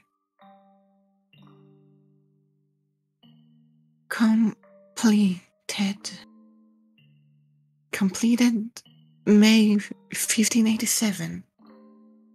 1587. She read aloud the faded, scratched-up handwriting. After staring blankly at the text for some time, the color in her face began to drain. What is this? How could this have been painted 16 years ago? I wasn't even born yet then. And Mel would have been just a boy. Is this not me? Is this not Mel?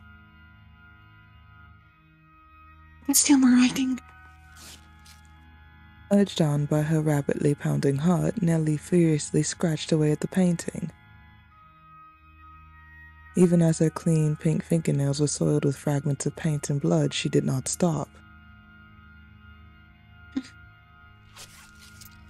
She was so overwhelmed by trepidation that she could not stop. She had a horrible premonition that something was about to happen, something indescribable, incomprehensible. This is how I envision your son and our unborn daughter might look several years from now. Your son and our unborn daughter. So this was a painting of the future. It really is of me and Mel. No, use your head, stupid. I'm only 14. 16 years ago, I would not have been inside Mother. But then who is this? Who is that holding Mel's hand? Who is that with my brother? More, there has to be.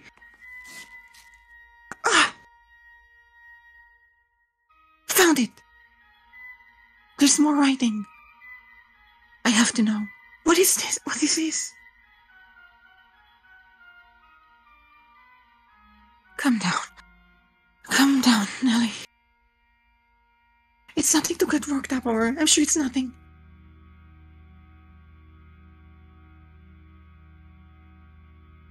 Calm down and read. There's nothing to worry about. If our unborn child... This is what the writing on the painting said.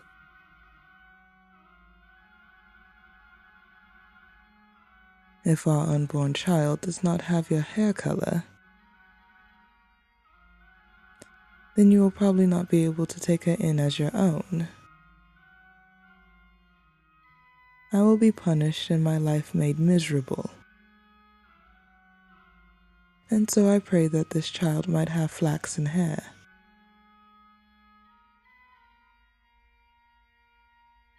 Though, is it a sin to wish that she has a trace of me? I do hope it is a girl.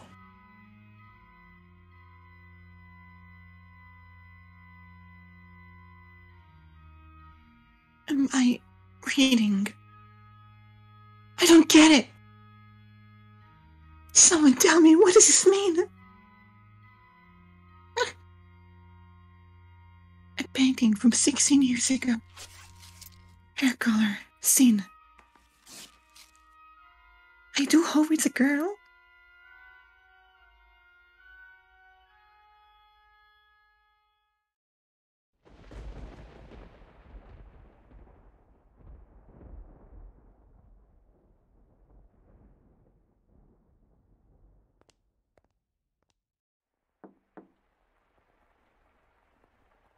Yes? Nelly, let me in. Lady Nelly. Oh, you changed out of your dress. That's a shame. It looked nice on you. It really did look so nice. Almost like you were a princess. Lady Nelly. Say, I've got a question for you. Do you mind? By all means. What color hair did your father have? I beg your pardon? Did you not hear me? Should I repeat the question? No. I assumed it would be about Lord Mel. I'm just so curious about where you got that white color from.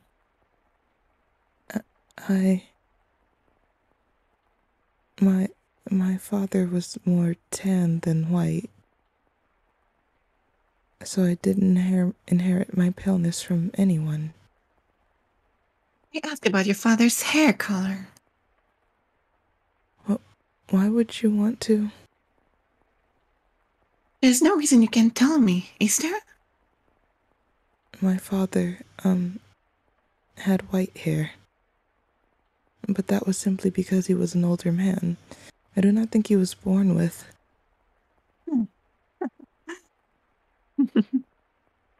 Lady Nelly?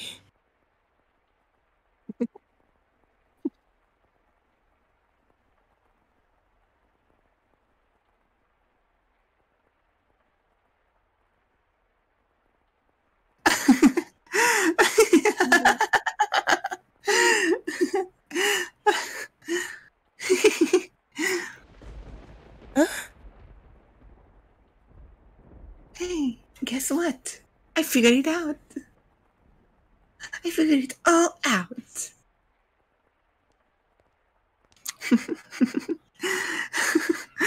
It was so simple. There's only one difference between you and me. The thing that Mel fell for is... Why do you have those? No, stay back!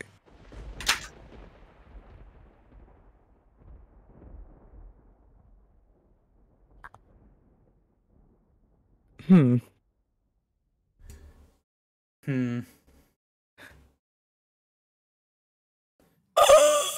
you want to ask for consensus really quickly?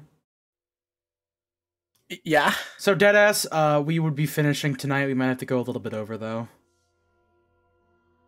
I'm cool either way. Okay. Hey, that'd be okay. Sure. I'm into it. Cool. We'll just have a bit of a shorter discussion time this time. All right. Moving forward. Oh, well, we've finally reached this point in the tale, Master. If your memory has been refreshed, we can return to the mansion immediately. Very well, then.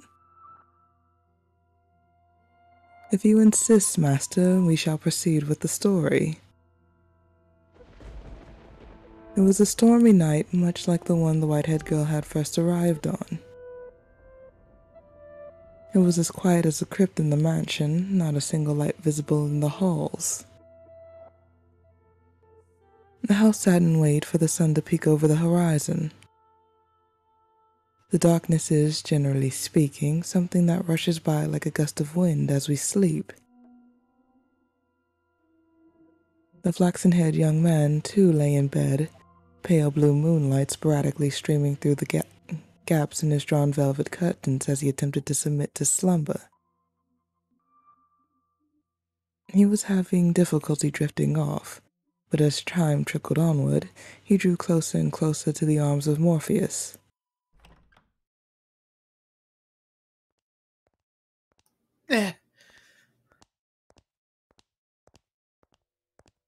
Suddenly, he sensed a presence in the room, much like the one from those nights some weeks earlier. Is someone there?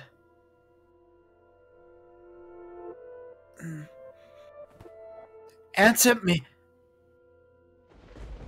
A slender, feminine finger pressed gently against his lips. There was no hostility in the motion, but rather a great deal of affection. You're... The silhouette faintly visible in the dark room was the same as that night. A flash of lightning shone through the drawn curtains, illuminating her beautiful white hair. Several silky locks spilled over her shoulders and brushed against Mel's cheeks. A couple of soft puffs of air tickled his face, as though she was silently laughing. He assumed her fingers, held against his lips, was her way of telling him to stay quiet. She began to slowly, deliberately trace the outline of his mouth, moving down his cheek, along his jawline, as if over porcelain. You're, rather more forward than I remember. Well, I suppose you always were quite daring. This isn't the first time you've sneaked into my bedchamber. The boy said in an attempt to conceal his surprise. Do you remember the night she came to exact her revenge on him for her father? Indeed, she had already proven herself to be a rather bold girl. It's dark. I can't see you very well. Why don't I light a lamp and perhaps we could open the... Before he could finish, the white-haired girl sealed his lips with her own. In the near total darkness of his bedchamber, the two shadows appeared as one.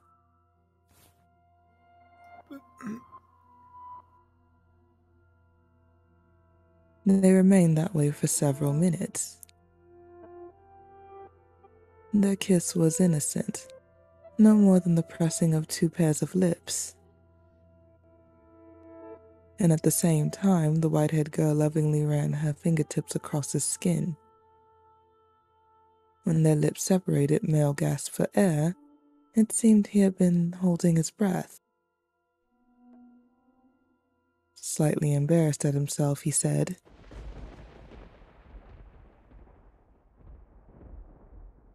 Dearest Mel.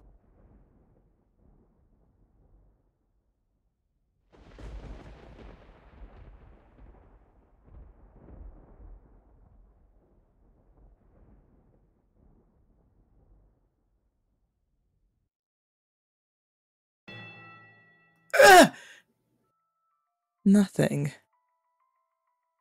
He could not speak. The silhouette hanging above him was certainly the white-haired girl's. Or was it? Because his next words were,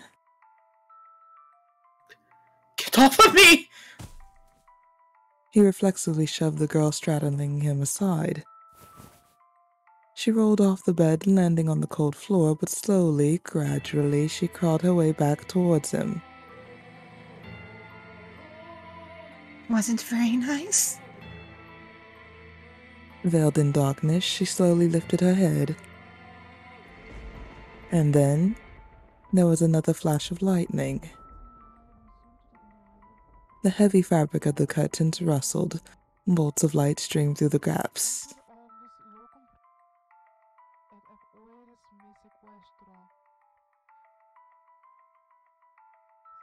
Her flaxen irises glimmered,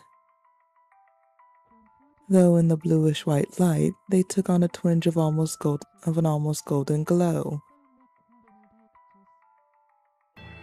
No need to be so rough. This isn't the first time she's visited the bedchamber. Is it, Mel?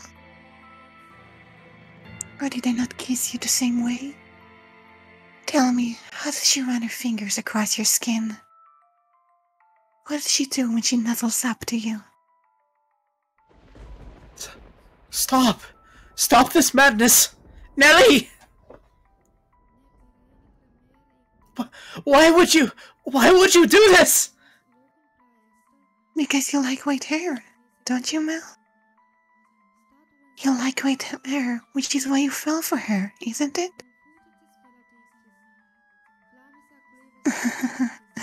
So if I have white hair, then you'll fall for me too. Then I can be a princess again, dearest Mel. What are you even talking about? He could not escape from her, from his sister's piercing gaze. Why? What happened? How could she? Questions crashed into the young man's mind like waves in a stormy sea. But none of them found answers. They simply caused him further perplexity. Your hair! What happened to your hair? How did you get it that color? This?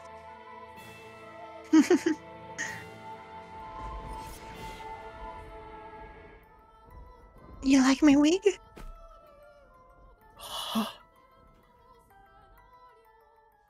But as soon as the words left her mouth, Mel was in motion, propelled by pure instinct. He clenched Nellie's shoulders tight enough to dig his fingers into her flesh. Hurting me, Mel. But what did you do to her? Tell me, what did you do? I made her leave. It was a perfectly reasonable decision. She was obviously not nobility, and was hardly fit to be a part of this household. But there's no need to worry, Mel. I'm here to take her place. You sound like a mad woman. It doesn't matter if she was of noble blood or not. She promised she would stay by my side. So how could you do that to her? Promised you that long before she ever did. And I love you far more than she did, Mel. Have you lost your mind? You are not making any sense. Where is she now? What is she doing? It's always her with you. What more could you want from me? Tell me, what does she have that I don't? What do I have to do to get you to focus on me, and only me? We're siblings. Don't you understand what you're doing? Oh, I understand it quite well. Far better than you, dearest Mel. I even know that the former queen was executed for it. But if we don't get caught, there's no problem. Nelly, are you saying you've always felt this way about me? Oh my, you'd notice, dearest Mel? You truly are a tense one. I guess romance just isn't your strong suit. But you've noticed now, haven't you? You know exactly how I feel about you, right? Quit it. Enough! Don't say anything else! Stop! Stop having these insane feelings for me! It's disgusting!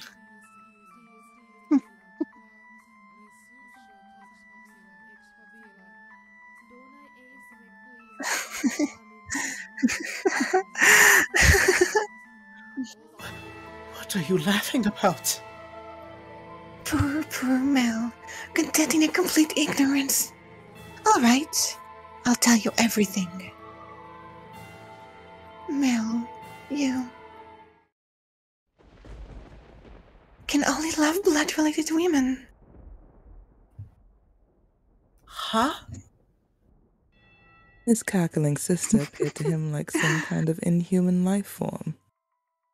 Her actions and incomprehensible exclamations slowly drained him of his strength.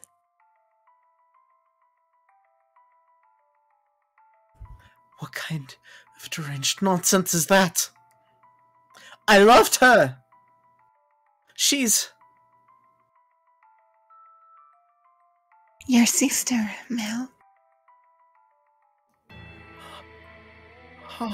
Very funny. How far out of your mind have you gone, Nellie? Poor Mel. Do you honestly know nothing? Hey, that your father was a painter? He painted pictures for a living. What of it? For a time, her father painted for a family. You've seen the picture before, dearest Mel. The one hanging in my room of the two of us. That was painted by her father. He's a good job, isn't he? But asking we finally agreed to him. And how could you do that?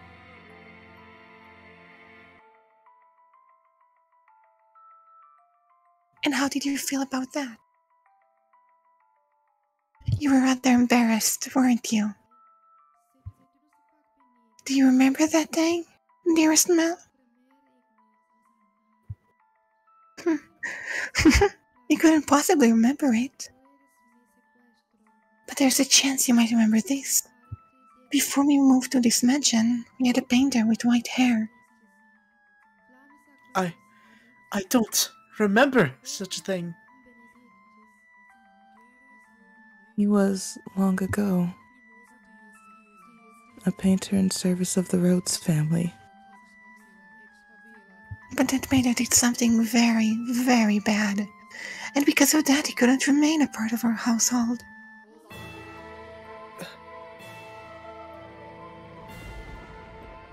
Do you know what he did, Mel? He lay with Mother. My father was chased from your house. If the child had been born with flaxen hair, then the painter would not have been thrown out. The baby would have been accepted as part of the family. But that wasn't how it turned out. The child had white hair. She didn't look at all like she carried the Rose family blood. But see, Mother had me. This I'm here is all the proof you need. The girl born 16 years ago didn't have flaxen hair. Up until his last breath, he was only ever concerned about me. He held me in his arms and ran his hands through my hair, an apologetic look on his face. You're talking nonsense. What proof do you have? If you want to see it, I'll gladly show you. The artist left a message in the painting in my room. Tell me, am I truly wrong? What did that girl tell you? You're lying. What part of it is a lie, Mel?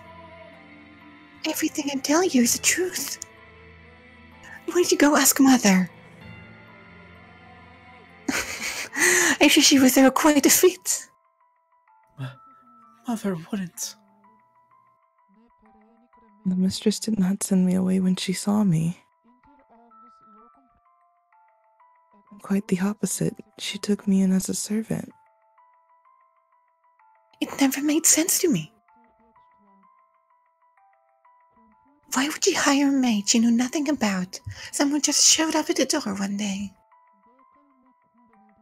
When I asked Mother to make her my maid, she stubbornly refused. From a good house, don't make me laugh. If she were really novelty, she would have given us her name. But Mother was so desperate to cover up her mistake. That doesn't make any sense.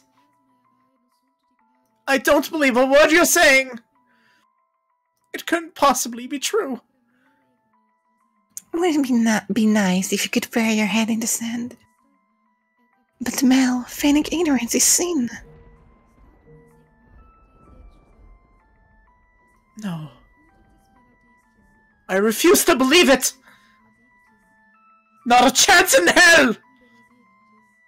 You just don't understand anything. How I feel, how much I've suffered. Do you have any idea how long I've loved you? Know that you would never accept my affection. But then, fancy that. You fell in love with your half-sister. Then I should qualify for your love too. Shouldn't I, Mel?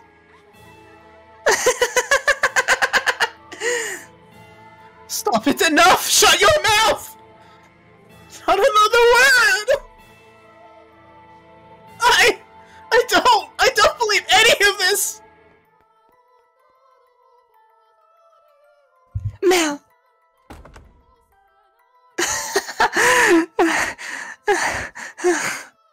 I know you'll never love me. I know there's nowhere for me to run. Say, when we were kids, was that really me? Was I really by your side, Mel? If that painting tells the whole truth, I was never once did I get to be your princess. Not even once.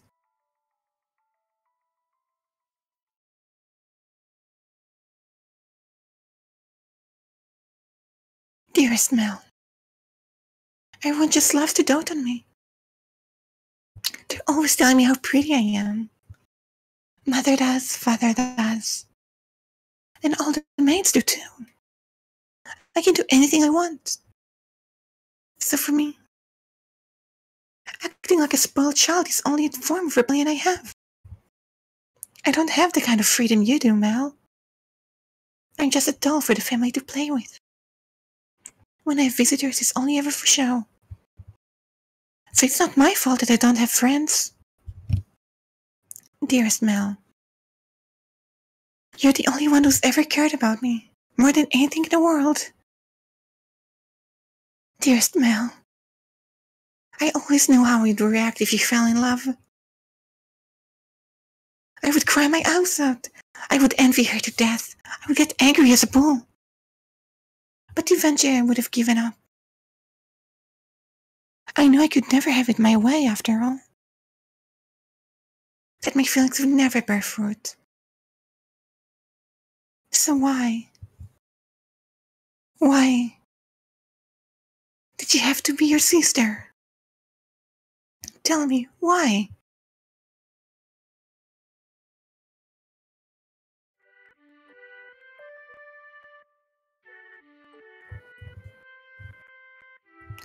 Oh, dearest Mel, you're here again reading such hard books. Your eyes will go bad if you spend too long staring at the pages. I'll be fine, Nelly. It's not like I'm reading 24 hours a day. No, that's not good enough. If your eyes go bad, dearest Mel, you won't be able to see me anymore. You worry too much. I can see you're fine. and well, my princess. Your hair glimmering like the sun, and your beautiful smile. I can see you clear as day, and that'll never change.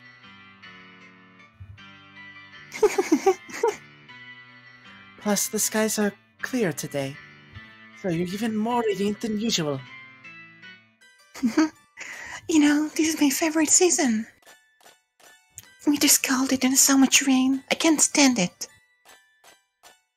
But as it gets closer to my birthday, the clouds go away. And I just adore the sun. Ah, yes. It's almost your birthday, isn't it? Have you decided what you're going to ask Father for? Not yet. I want pretty dolls and shoes with sparkling gems. And I also want a pretty dress, like the one Mother wears. A list that long is asking a bit much, even for Father. But dearest Mel, Hmm? I already have what I want the most. So just do this as long as I have that. I don't need anything else. Oh? And what would that be? A hairpin they bought you for you and the other day? Or maybe the song they had written for you last year? None of that, dearest Mel. Huh? Then what could it be? And now I'm really curious. What is it that's so valuable to you? That's a secret. Girls have so many secrets. I just don't know what to do.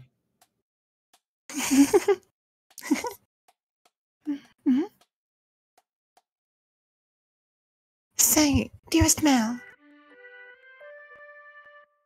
would you run your fingers through my hair? Just for a little bit. What's gotten into you, Nelly? Why are you so hungry for attention all of a sudden? Please, dearest Mel. Oh, Nelly, what am I going to do with you? Come over here.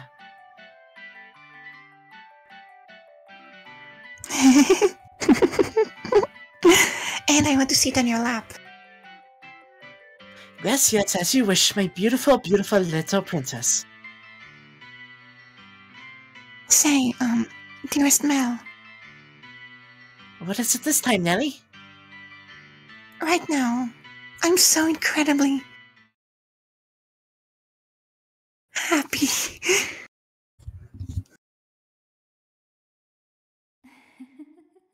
And out of curiosity, who was it that you really cared so much about?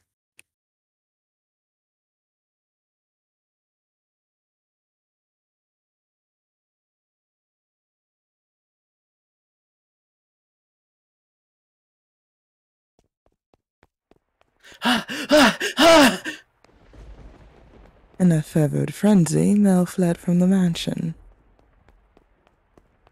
Even in the early summer, the night was cold. And to make matters worse, raindrops pelted him from head to toe. But that caused him little discomfort, for a far greater maelstrom of pain rampaged within his breast. At night, the town took on a different appearance. Not simply for a lack of illumination, but the people active within it as well. It was not a suitable place for a young aristocratic man to go wandering unattended. The darkness is not only an abode for devils, but beggars, thieves, criminals, and all manners of things undesirable. But despite that, he continued to run, knowing not where he was to head. He simply went where his feet took him. And where he arrived was the church.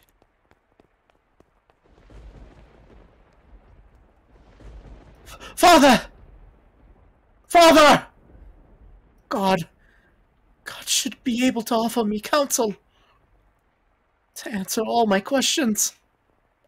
About that painting, about her, and about Nellie's feelings. Not her lies, but the truth. Please open the door! Open the door! But as you might expect, the door was locked, and the priest showed no signs of responding to his calls. The sound of the pouring rain drowned out everything else. His head dropped feebly. He looked like a helpless little calf who had wandered alone into the dark, precarious mountain path with no end in sight. Why? Why won't anyone tell me the truth? All I want is for someone to tell me it's not true. Have I sinned? No, I did not. I didn't know anything. I didn't know. Oh, no. None of it's true. So I haven't done anything wrong. Am I at fault? Am I? Nevertheless, his sister's claims and her laugh continued to echo within his head. If he truly believed it to be false, he would have gone to look at the painting. And that he could not was an indication that uncertainty had a stronger grip on him. Fragmented images of a white-haired painter fluttered through the back of his mind, but he desperately shoved them aside. What good is the church? What good is theology? What good is God? What? Something moved near the boy. It stood immediately behind him and grasped at his light dressing gown. He had been so consumed in his own world that he had not noticed the person's presence until they were close enough to touch him. What? Who are you? Standing there was a beggar dressed in tattered rags. He's still begging at the church. The hooded beggar tentatively extended his hand towards Mel, pleading for relief with sad, slender fingers. Were he a generous young man, Mel would have given the beggar something. Were he generous, of course. Lord... Get your filthy hands off me! I don't have a damn thing to give you right now! Don't you dare touch me! Suddenly, the beggar's head turned upwards. My eyes catch the beggar's. Her hood fell back, revealing a hairless head. What?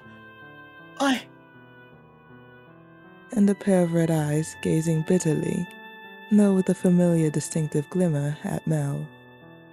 Red eyes? She immediately covered her face and turned to run. I can't be. Beggar that's always been here, But you said yourself that they would not survive much longer.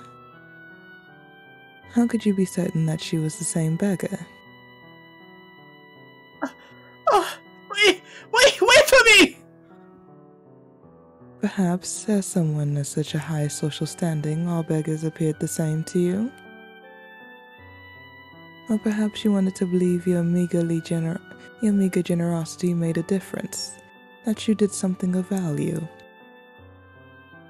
I will not say it is wrong to think so. Wait for me!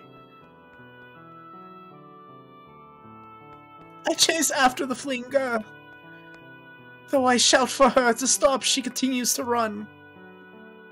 The rain is so heavy, I'm afraid I might lose her. I'm terrified. But I didn't do anything wrong, did I? I'm begging you, please stop! I just want to talk!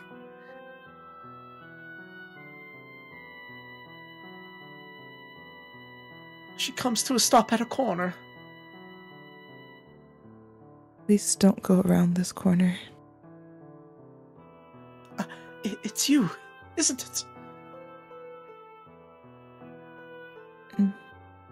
I am sorry.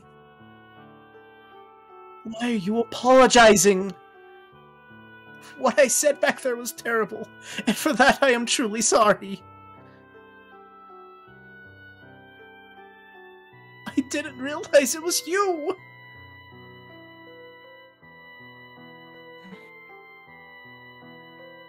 Please, come back to me. If you're concerned about the social status, I'll figure something out. And Nellie's getting married off soon enough. Oh, yes, Nellie! Nellie did something horrible things to you. She's lost her mind. She was talking nonsense. But don't worry, she'll be out of the picture soon enough. I'll make sure you're safe. Say something, please! Are you angry? You're angry, aren't you?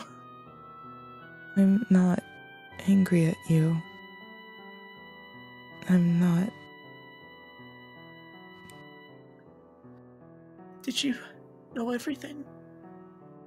Did you come to our house aware of everything? What? Did you tell me, please? The priest isn't around, and everything Nellie says is a lie. You're the only one who will tell me it's not true. What are you? Our relationship. I don't understand what you're saying. I see.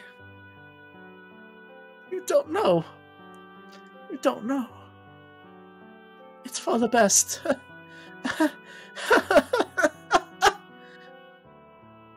Nellie's the only one who knows, and she'll be gone before long. Everything will be alright. Lord Mel. It'll be alright. Let's go back.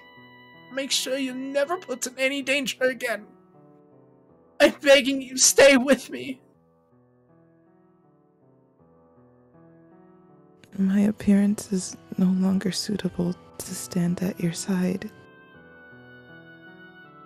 You saw how unsightly I am back at the church, did you not?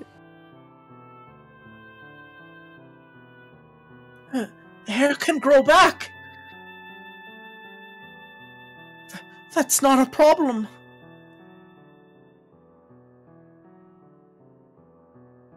No, I truly look the part of a hideous witch. But I am to blame. It was a sin for me to find happiness in your kindness. What are you talking about? My sin was falling in love with you. Not what happened to my father, nor how we had to spend our days. There's no sin in that. We have our whole lives ahead of us. Don't we? With enough time, this whole tragic mess will be behind us. Things will only get better from here. I'll be your prince, like the one who took the girl to see the outside world. So please, give me your hand. Come to me. Don't leave me all alone. I need you by my side. Please. I extend my hand around the corner. I sense her hesitating beyond the bend. I'm begging you. I can't see what's on the other side, but a vision of her reaching out to put her hand on mine wells up in my mind. But That story never had an ending. what? She doesn't take my hand. I doubt the girl ever wrote that letter.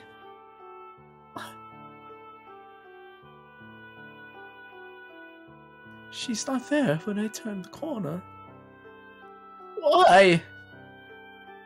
How did things end up like this? Like this? Where did I go wrong? Oh, God!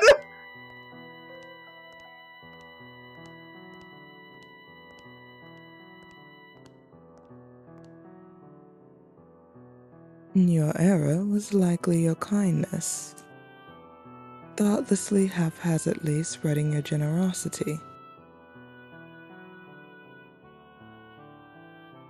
But that generosity came from your own desire to avoid pain, for your own happiness. What should I have done? I can't take this. Everyone was happy. Ellie used to laugh and smile.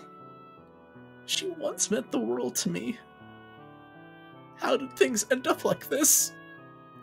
It's not my fault. I didn't do anything wrong. If you pretend like nothing happened, then perhaps you can go on smiling in your head. But regardless, you must follow the path you tread. It is your path alone. The path you chose when, in that moment, you decided to run. Make the wrong choice in those moments, and you shall find yourself on the road to ruin. I would have been better off not knowing. Better off in the dark. I just wanted those tranquil days to last. They were supposed to last forever! At some point, your childhood must come to an end. And that ending may not be the one you anticipated. I can't stand this world. You yearned for a world that would treat you with kindness. What should I do? What should I have done? Someone please help me! You should return now. If you spend too long out here, you're liable to catch a cold.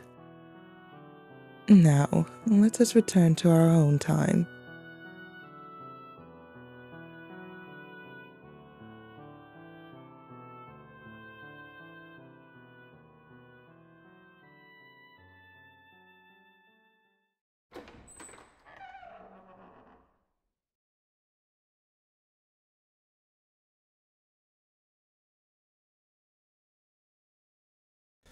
And that's where we're going to end. Wait, just a little bit more. Okay, just a little bit more. smidge Okay. Smidge.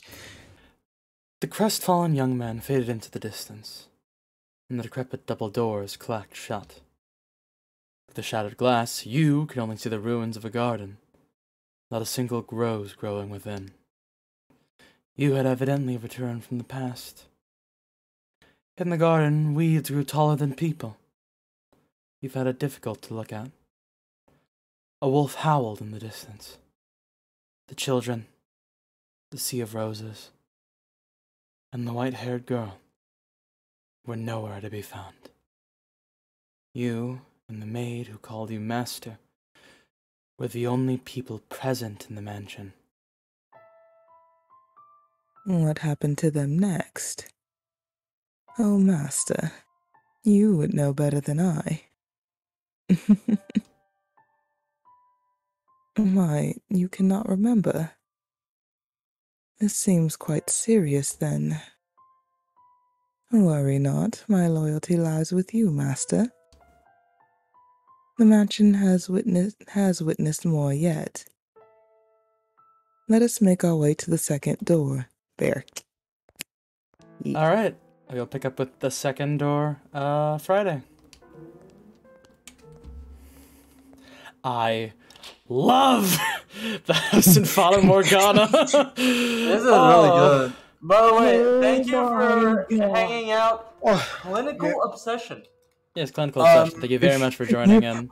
The only thing I could think while Joshi was reading was just The Simpsons. You can see the point where he's dying. It's heartbreaking. Joshi, you did fantastic. Joshi, you were just fantastic. A plus, Josh. Good fucking job. I need you to I need you to know right now, originally, I think, what is it? The original plan was B throughout AC. Then I thought, you know, Nelly is probably a good fit for Rindy, and then I thought we should have Joshi be Mel because I think it would break him a lot more if he did. So Orange, I will say you did great with Arthur, but I kind of wish AC was him just to feel extra comfortable. Yeah. It's okay. You did great though. Listen, You did great though. You did great. Listen. I have convinced. You were fucking great. In Rindy, you as Nelly were selling it. Thank you. I have convinced Orange to die of not main character disease, so I have to give him sustenance. I wouldn't say convinced. I was about to shoot him with that, but you did that for me. I will also say, Joshi, whenever I was kind of worried a tiny bit whenever the character was going off about how he's sin if your mom like heard and go, should I call a should I call a therapist? Oh god. Oh god. You can have me voice him. So now my parents are like, wait, why is he talking about his sister? Oh wait, he doesn't have one. I oddly do. I've never met her. It's fine. Either way, man, you were fucking awesome. Thank you. I tried. I'd hope to channel my Christian guilt. Not Christian. Yeah, Christian guilt. The ultimate incest experience. I was channeling in my inner sadness. I kind of for the last bit went fucking I'm going all in and actually just pretended I was Mel for a moment. Hell yeah. God. You know, that was fantastic, dude. You killed it. Wow. It was great. Amazing work. A+. It really felt like you were dying the entire fucking time. Ooh. Joshy's setting the bar impossibly high for everybody else. Damn. I mean, I don't know how my role could have lived up to it. I mean, like, I'd say I did a pretty good job with the role I voiced. Honestly, I don't think you could have done your role any better. You did a great job with voice too, AC. Don't worry. Yeah. Sorry, male voice too. You did it, Josh. You did it, Josh. I think I put a real emotional impact into you missed the degrees one of of the children, boys, man. shopkeeper. Random no-name shopkeeper. Amazing work. Amazing work. You Good could really job, feel the everybody. pain whenever I was choking a bit on that nacho. A+, gold star, Rindy, Joshi, both of you, amazing. And B, you are a fantastic voice actress. I applaud all three of you right now. But what about Man 2? I put everything into Man 2. Listen. You really pulled it together. Everyone will get their time. Well, okay. Everyone of the main cast will get their time. Wow. Wow. Listen. Like the main cast will get their time, and everybody else will be the turd they tread on. Everybody else can suck eggs. Oh, clinical obsession! I love your fucking emote. Nobody else look at it, by the way, though. It's very fun, though. Wait, Thank you. Spoiler? It's not their emote, they're their icon. Yes, it's a little bit of a spoiler. Don't look at it. Okay. Look away. Close your eyes. Don't look at it. I already saw it. I don't know what it is, though. Oh, don't worry about it, though. Just... Is it a thing I saw? Don't think about it too much. Don't think about it. Don't look at it either. Think about it too much. I'll make sure to grab my brain, give it a massage. I hope you all enjoyed Fata Morgana. Shut up! Wait, shut up. Oh my fucking god. Hey, should we do thought? Wait, oh, you banned him from existence. That's fine. Okay. So, we got closing thoughts. Well, okay. Well, keep it quick. Oh, he's keep back it quick, now. because we're over a bit. Keep it quick. All right. Okay. Who's Mr. Denton? Or Denton? Yeah. Damn. Yeah, that's my thoughts on the story. Just Damn. Damn. Damn. And that's only door one. He's only door one. Voice. Keep it going. Noir, what's up? What you got to say, buddy? He is on mute. He has nothing to say. Oh, wait, there you no, go. wait, hold on. There you go. Wait. I forgot I was muted. Oh. I'm shocked and stunned and didn't realize what's going on, and it's promising. Mm-hmm. The question is where we go next and how this story evolves. And I'm still confused at how there's questions left from this one. Mm-hmm. Mm-hmm. There are a couple. It's a question of how much of this is going to have a through line and how much of this is a story. Or not. Mm-hmm. Mm-hmm. Mm-hmm. I look forward very much to door 2. Lovely. All right, Bones' thoughts. I'm wondering if the maid can basically just hear everything and see everything that goes on in the house. I also wonder if we are going to follow a new character. I wonder if white-haired girl will be in every chapter, given that she's on the cover and we still don't even know her name. All right, those are my thoughts. Mm-hmm. Jelly, very nice Jelly? phone. Jelly? Oh, I wasn't sure if that was you were saying my name, right? I thought in general, I like how at least the parts that I did call, like the part where eventually he's gonna say no to the beggar and things are gonna go bad for him, and well, that did happen. Yeah, I didn't call that was gonna be her, but wait your turn. It's called a through line on that. although it is interesting in the idea that like I also said that it was gonna be like Beauty and the Beast or something, and then like the beggar literally shows up at the house. I don't know how much more connection there is other than the fact that the painter showed up at the house, but that's just interesting that it didn't go anywhere after that. But that was interesting. All right, Joshi, how do you feel? As the person who did the majority of, well, not the majority, I would say I did a fair amount of speaking during this, so I obviously paid a lot of attention. Was not expecting the turn nor the kind of abrupt. Is it abrupt? Oh yeah, no, like I can tell you weren't expecting the speed at which this was handled. In which it would end. I think it's pretty good, and I am floored that no one, because I think the white-haired girl is still alive, technically, that no one got horribly murdered, except for, like, getting essentially, like, their hair cut off to the scalp. Scalp. Oh, super scalped. So, like, it's fucking crazy. Very interested, although I feel like this is going to be a weird anthology about the house, is my kind of weird prediction I'm having right now. That's it right now. AC fucking changing his name to Man too. Sorry. Oh no, I changed his name. I changed his name to Man too. The name I changed it to was Mr. Burrito the Human Pizza. Jesus. Oh, that's what I you're prefer Man too. Okay. Oh yeah. I Is thought that it it, was Joshi? I thought it was Mr. That is all. Human. Okay, Let's keep it going. Let's keep it going fast. Reboot thoughts, go. Go. What are you looking at me for? I'm as shocked as you guys. Very true. Very true. Very good. I got nothing to say. All right, Con, what's up? All right.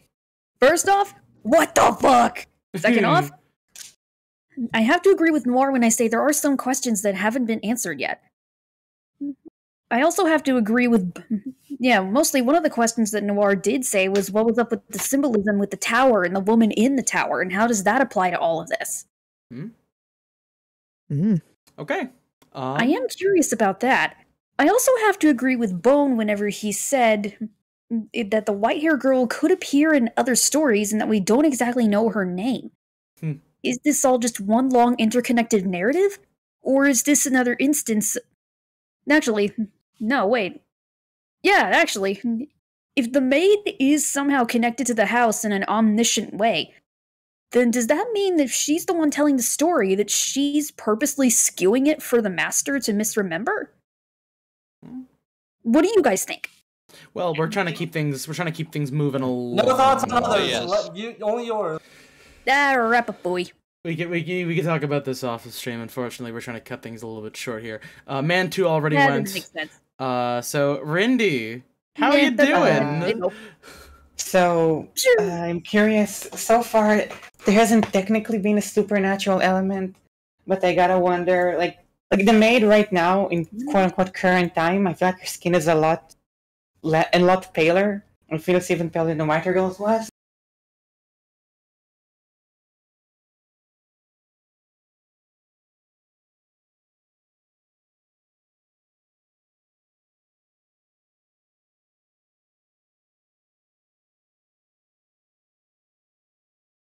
The views. There we go. Although she doesn't appear to have any reason to do so far, because yeah, she just showed up right there when Mel was at his lowest for no clear reason. Didn't help the white-haired girl before that or anything like that. And yeah, I also wonder, are Mel's dream like prophetic or something like that? Because it doesn't seem like there would be anything in his past that it would relate to, as far as we know. Yeah, that's mostly it. I thought Randy was in the center circle. Sim, how you doing? It's good, very good. A plus. Nice. I'm mostly curious about the maid when she was talking to the white-haired girl mentioned somebody being in jail. Did I miss the lead up to that, or was that out of the blue? That's kind of out of the blue. Okay, I'm curious about that. Also about AC's big scene, Man 2, and who was in the jail cell and why they starved to death and why they were there. And that is very good. I don't have a whole lot else to say. All right. Crimson, you got anything else to say? Well, I did kind of call Nellie kind of going nuts. I thought she was going to kill the white hair girl. Didn't expect her to do the whole crazy white female thing of, you know. Crazy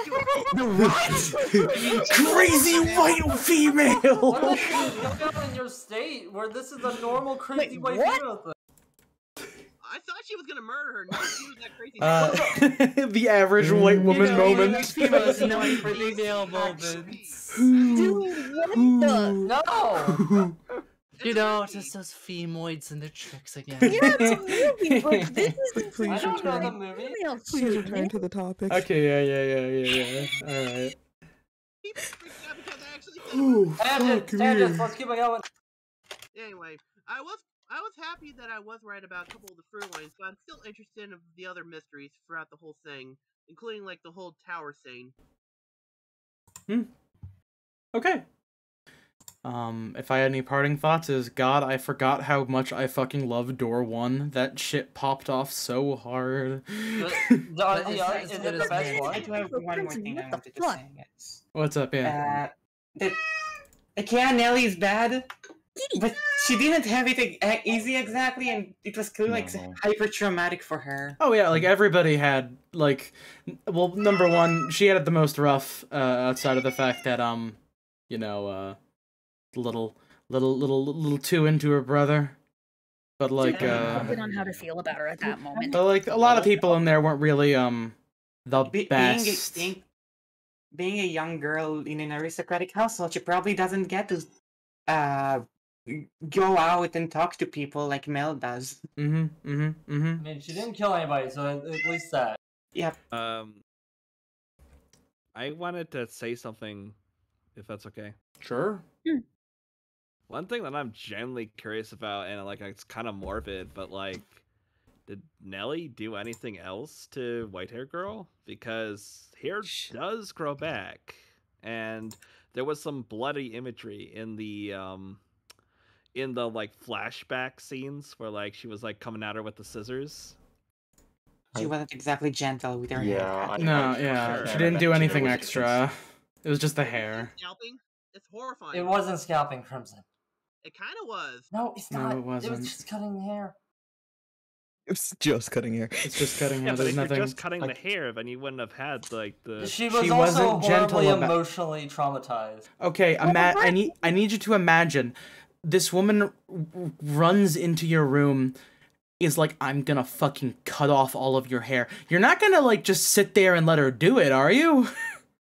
I don't know. This girl's kind of passive. I think she might. I mean, it's not just that. It was It's a gentle haircut. it's the emotional abuse as well. Like that's the other thing. Yeah. I mean, But again, also please understand that Nellie's like wig was like like from bang to Yeah. it was Yeah. not a It gentle Well, also if the process. cuts were She jagged sna- from the she front to snaps the that back, wig, then it yeah. would go ahead And and when easier it to comes to shift the blood flow from the. One. Sorry. And when it comes to like the blood effects and stuff, again, like I said in the sprites last session, you can't take the art as a fact by itself. The description and what actually said is what matters. Yeah. Really? Even when they're describing events in the sprites?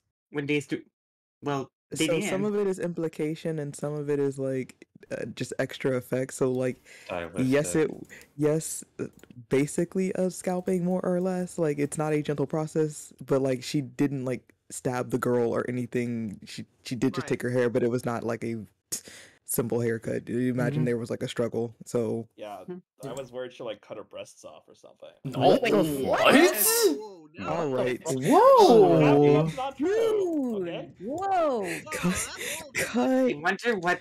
That's a different movie. All right. We're gonna cut it here. That's enough for Time to tonight. cut it. Like her Okay, hair. All right. yeah. All right. Thank you for the vibes, everybody. Stream was immaculate. I hope you all have a good one. Good night. Really set the tone. Good night. Bye bye. Bye-bye. Bye-bye.